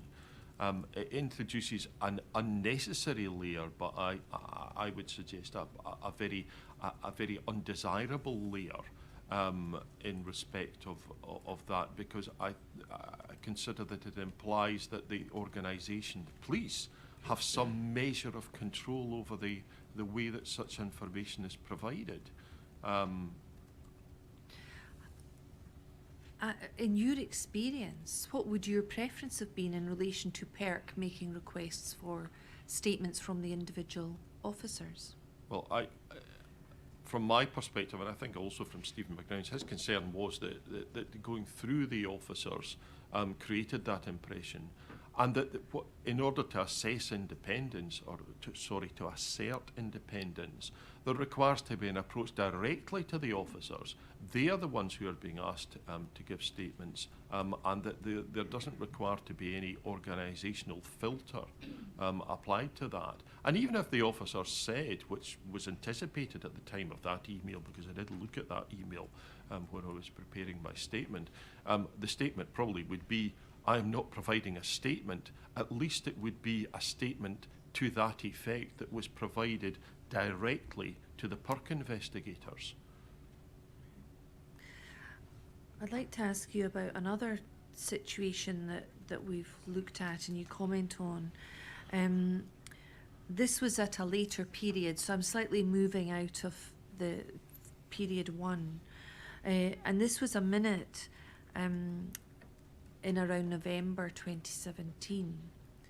And you say there was a sense of frustration in your approach, that PERC inquiries were being conducted by making requests to Police Scotland for documentation regarding training and standard operating procedures. So this is later. But they were being referred for approval to senior officers from Police Scotland. Was this an ongoing issue that you had concerns with, about PERC going through Police Scotland to seek advice, seek information that was relevant to their investigation?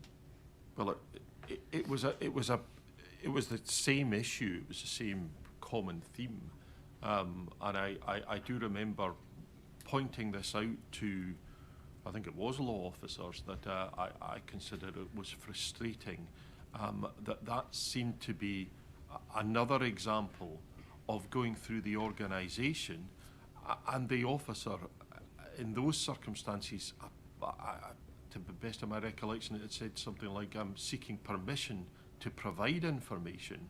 So getting authority to provide information, whereas I considered that was something that shouldn't be happening, because PERC have got a statutory responsibility, and have a number of avenues open to them to obtain information directly. So yes. Did you point this out to PERC? I don't recollect that this was ever specifically highlighted to PERC. In relation to the provision of statements, the focus at that time was actually to secure the statements rather than ask PERC to obtain statements that would effectively say, "I'm not providing a statement." So that was the focus at that time.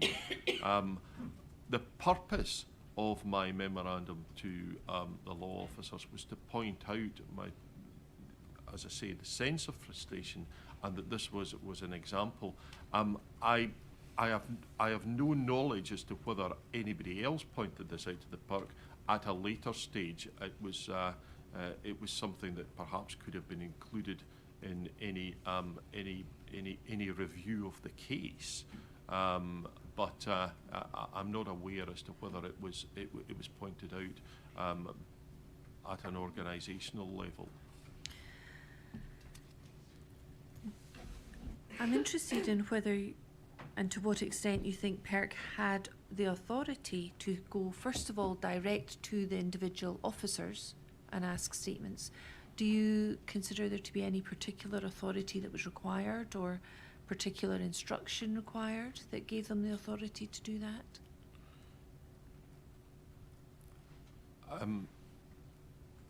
The legislation provides that the PERC have the authority in a Crown-directed investigation of a constable, and applying that similar consideration, they have the authority to approach and obtain information from witnesses directly rather than going through the organisation.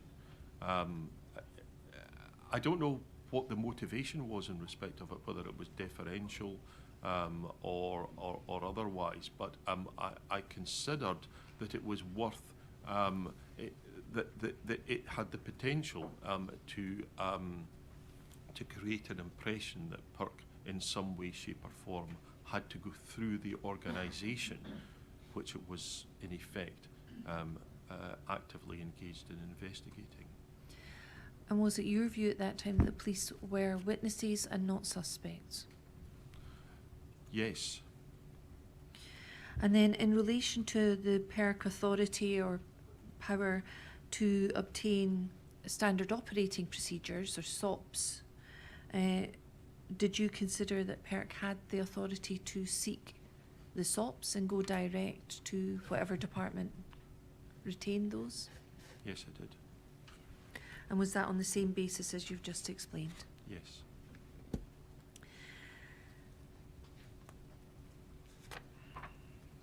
Can I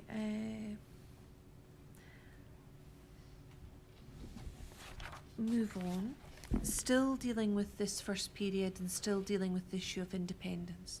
But moving on from independence to the second procedural obligation under Article 2, which is adequacy. And I'd like to ask questions around that procedural obligation.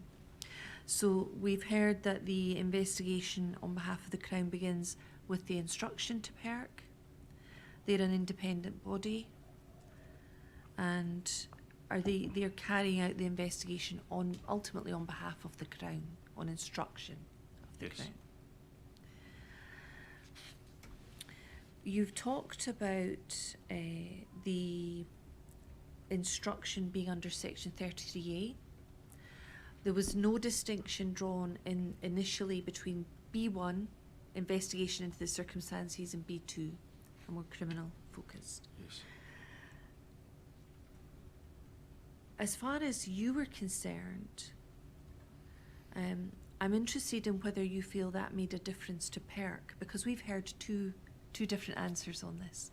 So the Commissioner, Kate Frame, said she didn't think it made much difference to PERC, the fact that B1 or B2 distinction hadn't been made in that letter of instruction. But the lead investigator on the 3rd of May, who was Mr. Keith Harrower, said that those were two very different referrals requiring a different response and a different legal framework. Now, it may be in relation to that response that he saw these two differently, or it's possible that he was referring to Crown-led and Chief Constable directed. Yes. But as far as you're concerned, whatever the chair makes of the different answers, did you see there being a big difference in terms of the PERC investigation? Well, to state the obvious, it's obviously under the same section. I know there are different subsections, but it's under the same section. They are both Crown directed, and the powers of the PERC are the same in any Crown, as I understand it, in any Crown directed investigation. The potential for criminality, I consider that was well recognised throughout the PERC from the early stages. That although clearly the assessment was that the police should be treated as witnesses and were treated and were advised they were being treated as witnesses. In any investigation, there is the potential for the focus of that investigation and the direction of that investigation to change. And I do mention that, and specifically in respect of PERC powers. The PERC are used to, I would suggest, the status changing, not so much in respect of Section 33A, but if we go back to the Memorandum of Understanding, where the PERC have a statutory responsibility to deal with and review complaints handling, and those are complaints about the conduct of the police that are assessed as not amounting to criminality. There is a clear understanding on the part of the PERC that if they come across information that suggests that a crime may have been committed, they immediately refer that to the Crown. And in my experience as head of CAT-D, that happened on numerous occasions. So PERC were used to the status of investigations changing, and it requires a constant, I would suggest, assessment of information to consider whether the status of the investigation has changed by the provision of information. And that could have potentially happened in this case or in any case, depending on what information comes out. Thank you. I'd like to look now at a letter you wrote on the 11th of May 2015. So it's COPFS 02833A.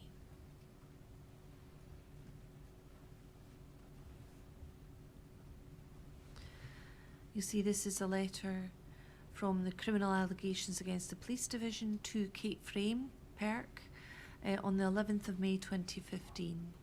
And if we look to the bottom, we'll see that this is written by you. There you are, the head of CAT-D. Yes. And if we can go to the beginning. Now, it's my understanding this is the first letter that you actually wrote to PERC. You can tell me if that's wrong, but so you refer to the ongoing investigation.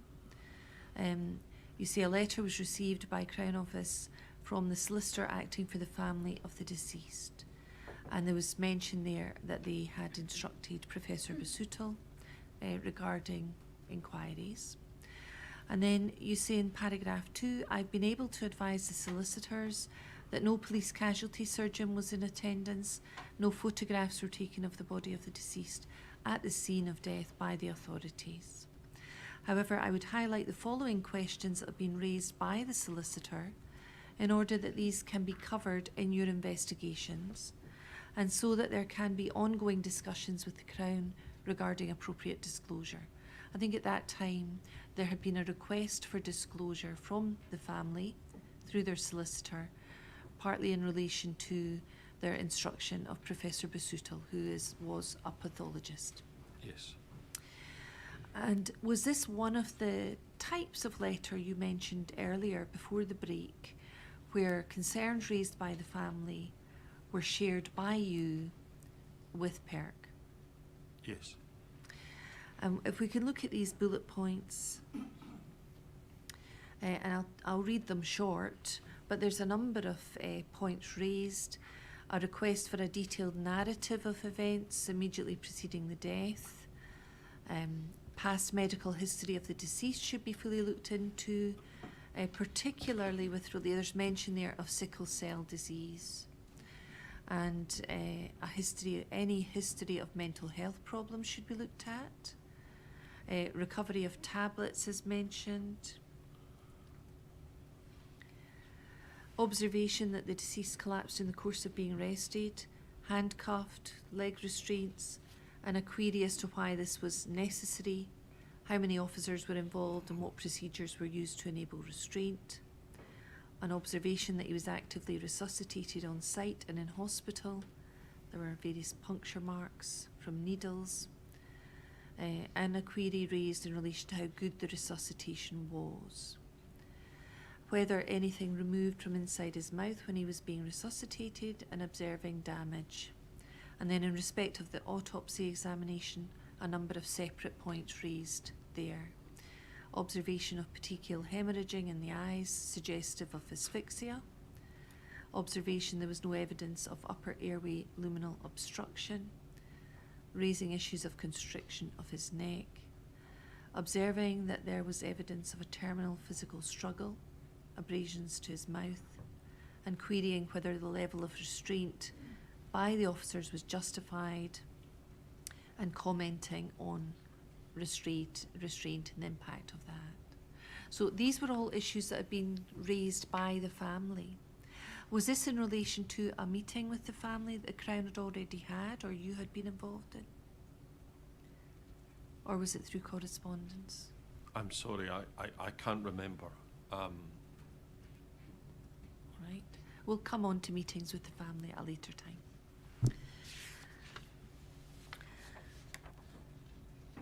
Now, you've said that at the bottom there, you wanted to ensure that PERC were cited on these issues as the inquiry proceeded.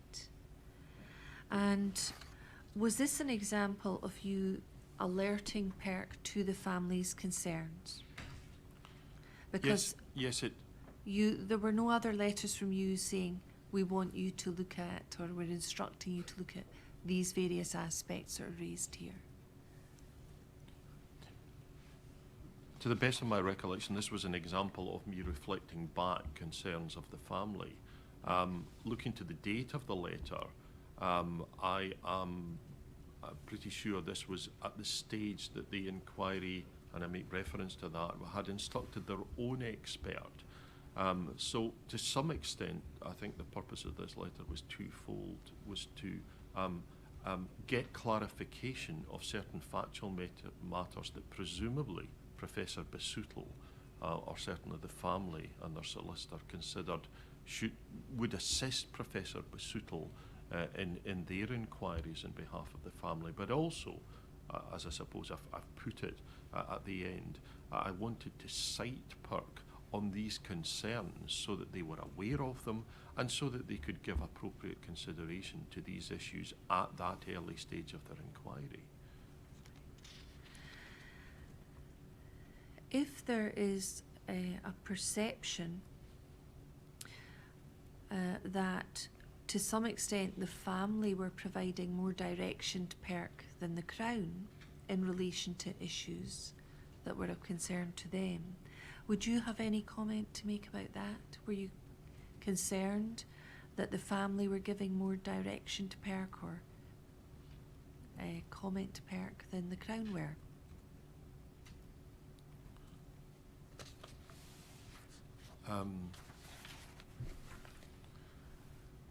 I think it's entirely understandable that when the investigation was with Perk, that there would be issues being raised by the family, either directly or through their solicitor with Perk, as regards issues that they wished investigated. But what I do recollect, obviously, is that a significant amount of concerns were being expressed by the Crown, and that tended to result in citing the Perk on those, or on occasions for directions to investigate those areas on behalf of the family.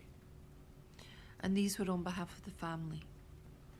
On behalf of the family, having regard to the obligation to involve the family, but also to ensure that Perk were in a position to, as far as possible, answer concerns that the family had that were considered appropriate and were relevant to the investigation.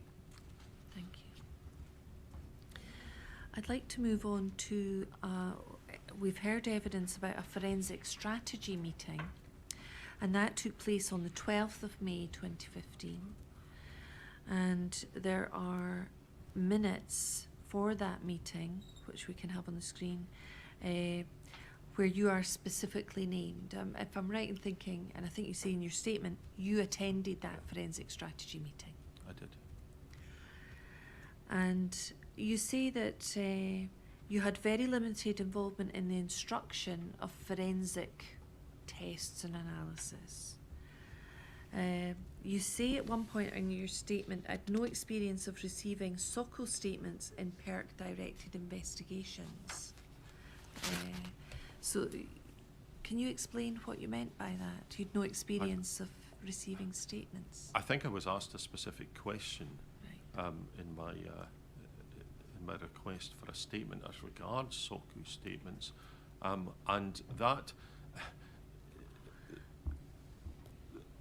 I was asked about the provision of those types of statements, typically scenes of crime statements, and I simply have no experience of receiving those directly. In police cases, they normally go to the police, and you know, in a PERC-directed investigation, I don't recollect ever being engaged with that at all. So that's why I put it that way, but I recollect, I think I was specifically asked about those. Let's have the minutes on the screen, please. PERC 04161. We've looked at these before, but we'll put them up. And you see this is minutes for that meeting, 2:40, Tuesday the 12th of May, and a number of people are present. I think it was chaired by John McSporran, who we've heard at that time was a senior investigator with PERC and was the lead investigator, ultimately, with the investigation in relation to Mr. Bio. And Mr. Little was also present. And then we also see COPFS, Les Brown, head of CAPD. I think you're mentioned specifically at the minutes relating to agenda items 4 and 7. So 4, it says that you spoke briefly about the role of Crown Office in respect of the investigation of deaths and the tasking of PERC to undertake an independent investigation and report their findings to Crown Office. And then at 7, you're mentioned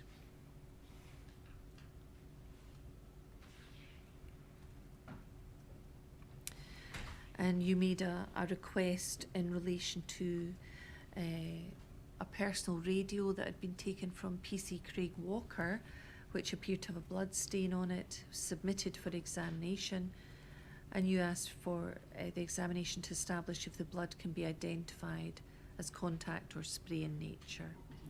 And DNA profile would also be required. If we can go back to near the top of that, and we'll look at the introduction. So we see that we see the introduction. Number 2, welcome and purpose. John McSporran opened the meeting and thanked everyone for attending. He outlined that the purpose of the meeting was to discuss and agree the prioritisation of the forensic examination of productions seized during the Perk investigation into the death in police custody of Mr. Bio on the 3rd of May. We've heard evidence that there were a number of areas covered in this meeting, and I'm interested primarily in 2 of those areas. And the first relates to the knife that was found at Hayfield Road. Some distance away from where Mr. Bio first had contact with the police. Do you remember the discussion at this meeting about the purpose of forensic examination of the knife? Do you remember anything about that? Sorry, I don't. Was there any explanation given by Mr. McSporran or anyone else on behalf of PERC as to what they were trying to achieve by examining the knife?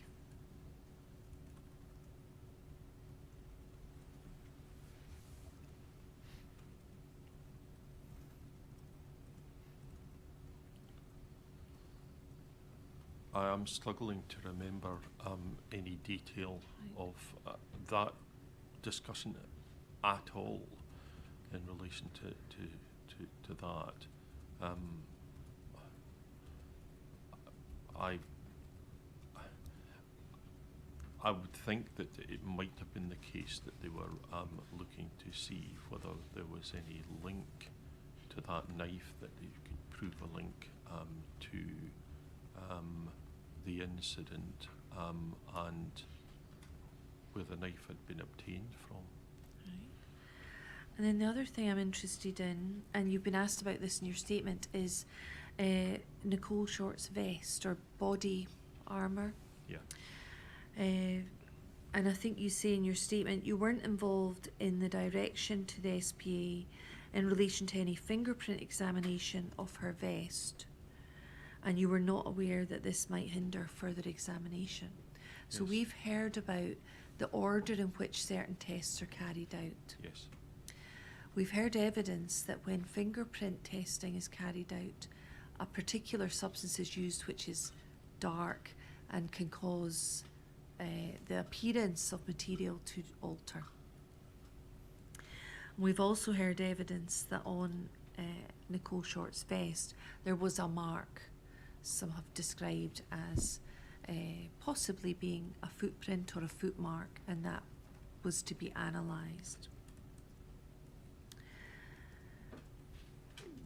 Do you recall any part of the discussion at this forensic strategy meeting in relation to Nicole Short's vest about whether fingerprint examination and testing was required in the circumstances? No, I don't recall any discussion in respect of that. Do you remember if there was any consideration given or advice given by the forensic scientists about the order of fingerprint testing in relation to the vest and whether it should be done at a later stage primarily? No, I don't recollect any discussion in respect of that.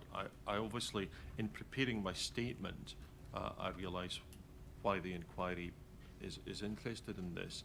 And thinking back, I would think if there had been discussion that had indicated or made clear that the order of the examinations could affect whether another type of examination could have been carried out, that I would have remembered that, and that there might have been expected to have been some discussion as to, whether that was right, whether it was appropriate, and to some extent which was the more important if you had to choose between one or the other.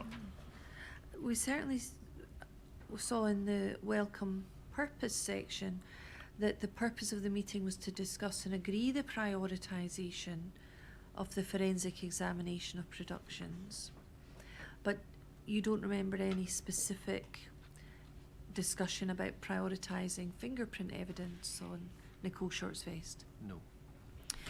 From the perspective of the Crown, could you see any benefit in fingerprint examination of the vest worn by Nicole Short at Hayfield Road? Well, it would depend, obviously, on the result of that, and to some extent, the more information that you potentially have, you can factor that into your investigation. But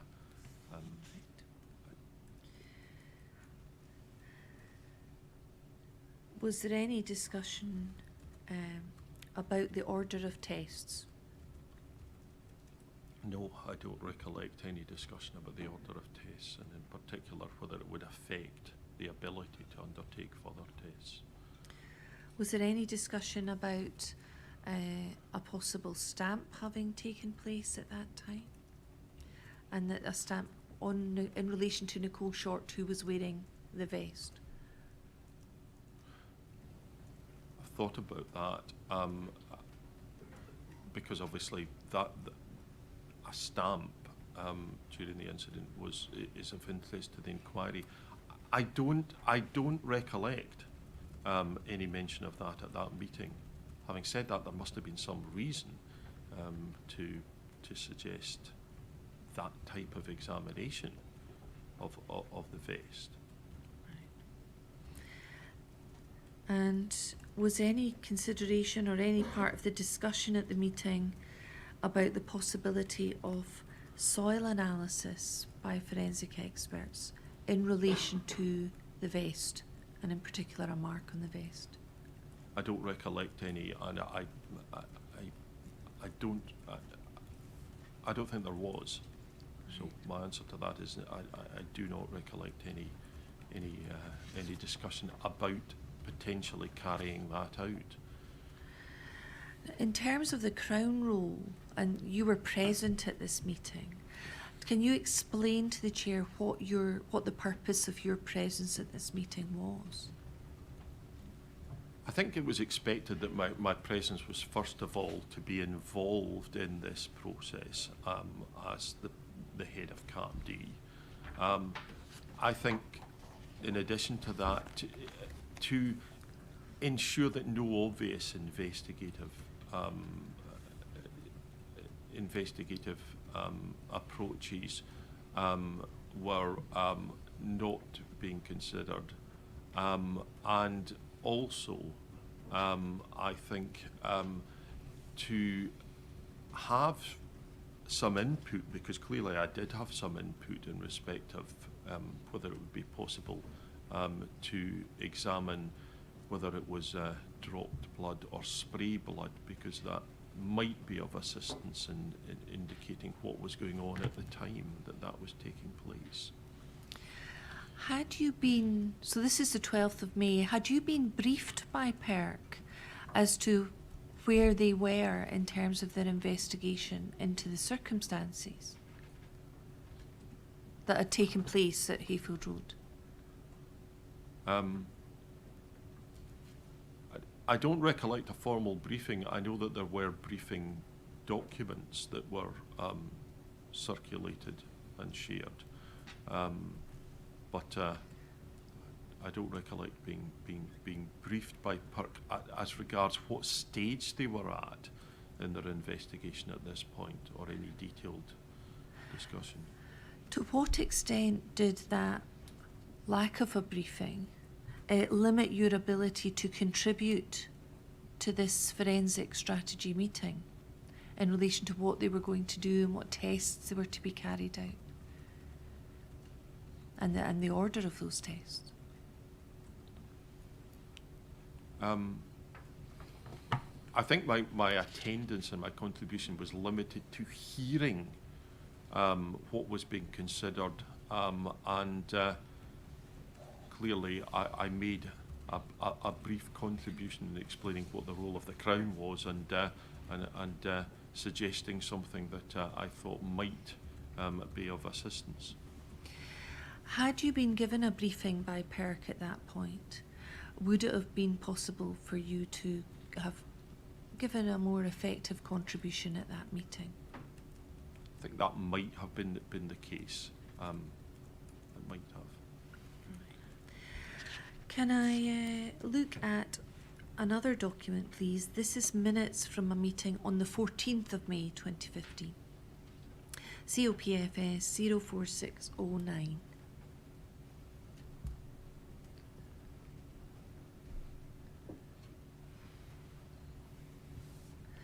Now, these are handwritten minutes. We've heard evidence about these. It's dated the 14th of May 2015. You can see at the top right-hand corner. And we've heard that these were prepared by Lindsay Miller. Now, we've not heard yet from Lindsay Miller. It was a meeting with the PERC between the Lord Advocate. You see the initials on the top left. Yes. Lord Advocate, Kate Frame and John Mitchell, who both are from PERC. Kate Frame was the commissioner. And then yourself, Les Brown. Do you remember this meeting? Yes, I think I do. Thank you. Now, these are obviously minutes taken by Lindsay Miller, but so that at this stage, there's no police statements being obtained. Yes. By PERC. No operational statements, not as witnesses, no forms completed, no notebooks to assist. So this is prior to them actually giving their statements on the 4th of June. And we've heard evidence that during the meeting, the Lord Advocate talked about it being a disgrace. There were no statements. Do you see the first line there? And they should be suspended, and Mr. Mitchell had not disagreed with that approach. And as we go down the page, there's a comment I'm interested in your view on, and it relates to interview under caution. So we'll have to keep going down. Stop, please. Do you see just above the middle of the screen the initials JM? That's John Mitchell on the left, just below the line that's coming down there. And it says, may need to detain and interview under caution. Do you see that? Yes. This is a carbon copy of the Duggan scenario. I am interested in your thoughts at that time about the status of the police, because obviously interviewing someone under caution, they've moved from witness to suspect, as I understand it. And we've heard evidence the police were treated as witnesses, certainly up until this point. Did you have a different view about the status of the police at this stage when this meeting was taking place? No, I didn't. I knew that they were being treated as witnesses, that they had apparently been advised they were being treated as witnesses. Everybody at that meeting was aware of that, and I was in agreement on the information that I had that they would be, that they should be treated as witnesses. There was an ongoing investigation into what had happened, and you might be asking me further questions in respect of this, but I have obviously given answers in respect of the status of the police, and I have given that some thought, and I've reflected on my experience as well. But in answer to your question, I knew that they were being treated as witnesses, and that was something that I was in agreement with, was comfortable with at that stage, because that would maximise the chance, the opportunity at that stage to obtain the information that the investigation needed. You do indeed in your statement say the decision to treat officers as witnesses was made prior to me becoming involved. Yes. And you agreed with that assessment and saw no reason to interfere with it. Yes. I think we've also heard evidence that the status of the officers was something that was being kept under review, and it could change depending on the investigation and the outcome of that investigation and information and evidence that was obtained by PERC. Yes. So was there anything on the 14th of May that you were aware of that caused you to think that their status had changed from No. witness to suspect? No. So when John Mitchell proposed interviewing under caution, what was your view on that? I have to say I don't have a detailed recollection of that meeting. I don't think I provided any notes that I had taken. It looks as if Lindsay Miller was These the are note, Lindsay was, Miller's was, was minutes. the note taker. But I in reading through it, I read through it before I provided my statement.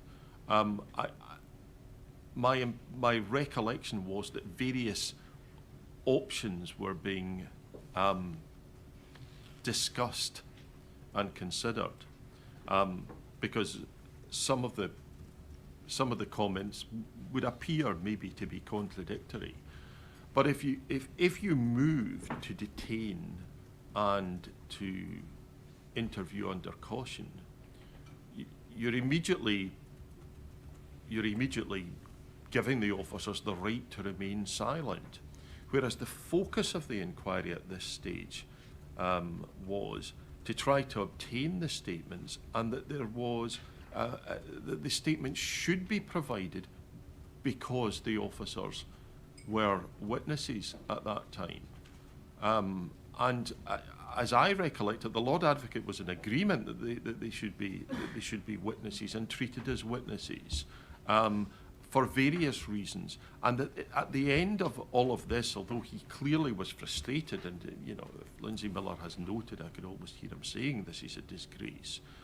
He considered it. I better not speak for the Lord Advocate, but he was frustrated because of the effect it was having on the investigation, and that he considered there was no reason for them not to provide statements, and indeed, he wrote to the Chief Constable to that effect, and that ultimately was the avenue that was pursued in order to try to secure the provision of statements by the officers. But as I say, I come back to the point that if you move to change the status and to detain, you will immediately give the right to the officers to remain silent, whereas the focus of the investigation at that point, I think subsequently, was that they should be providing statements. And in relation to the Lord Advocate, you said he wrote to the Chief Constable about the fact that officers hadn't given statements. Now, earlier when we were talking about PERC going through Police Scotland to obtain statements, you said you didn't know if that was deferential. What about the Lord Advocate himself writing to the Chief Constable about the failure of the officers to give statements? Do you have any comments about that? I think I'm risking speaking for the Lord Advocate. What I would say is that I obviously knew that the Lord Advocate had written. The Lord Advocate was, I think, approaching the Chief Constable as the head of Police Scotland to point out that at an organisational level, the effect that this was having upon the conduct of this investigation, and to some extent it had been the subject of comment. So, as I say, I don't want to speak for the Lord Advocate, but he obviously felt it was appropriate at an organisational level. And I would suggest that's different from the PERC approaching officers or approaching senior officers in order to obtain permission. The focus of this was to point out to the Chief Constable, I think, as the head of Police Scotland, what the Lord Advocate's perspective on this situation was. Thank you. Can we move on to the next page, please? So page 2 of these minutes, and you'll see, if we can move down the page, there's a reference to Baltimore that I'm interested in picking up. Here we are. So towards the bottom of the screen, we can see there that there's a reference attributed to the Lord Advocate on the left. Do you see LA? Yes. They're keen to avoid another Baltimore. I'm sorry, No, it's fine. I'd better find the correct... So if we look at the screen as it appears, at the very Yes. top it's Kate Frame, Yes, then JM, John Yes. Mitchell, then LA, Lord Yes. Advocate. And there's 2 lines noted by Lindsay Miller in the minutes. yes, And at the very end, it says they are keen to avoid another Baltimore. yes. What was your understanding of that reference? Well, looking at the passage in its totality, if you just give me a second, I'll just read that.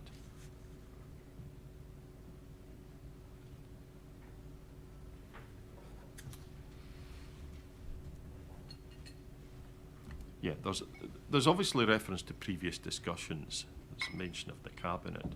There's mention of AA that I think probably is Mr. Anwar, and it clearly has been previous discussions.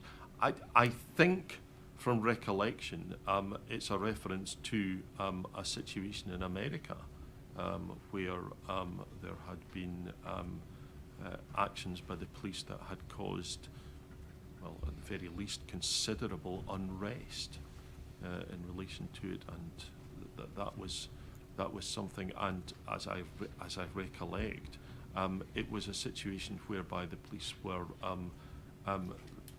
viewed as behaving in a way that was towards. I think there was an element of brutality, and I think racial tensions, if I'm right. Thank you. And at that time, at that meeting, were you and others at the meeting aware that there was a concern about racial tensions because the police had been involved with Mr. Bayo and he had died and he was a black man? Yes. And we've heard that the incident in Baltimore had happened the month prior to the death of Mr. Bayo. Yes.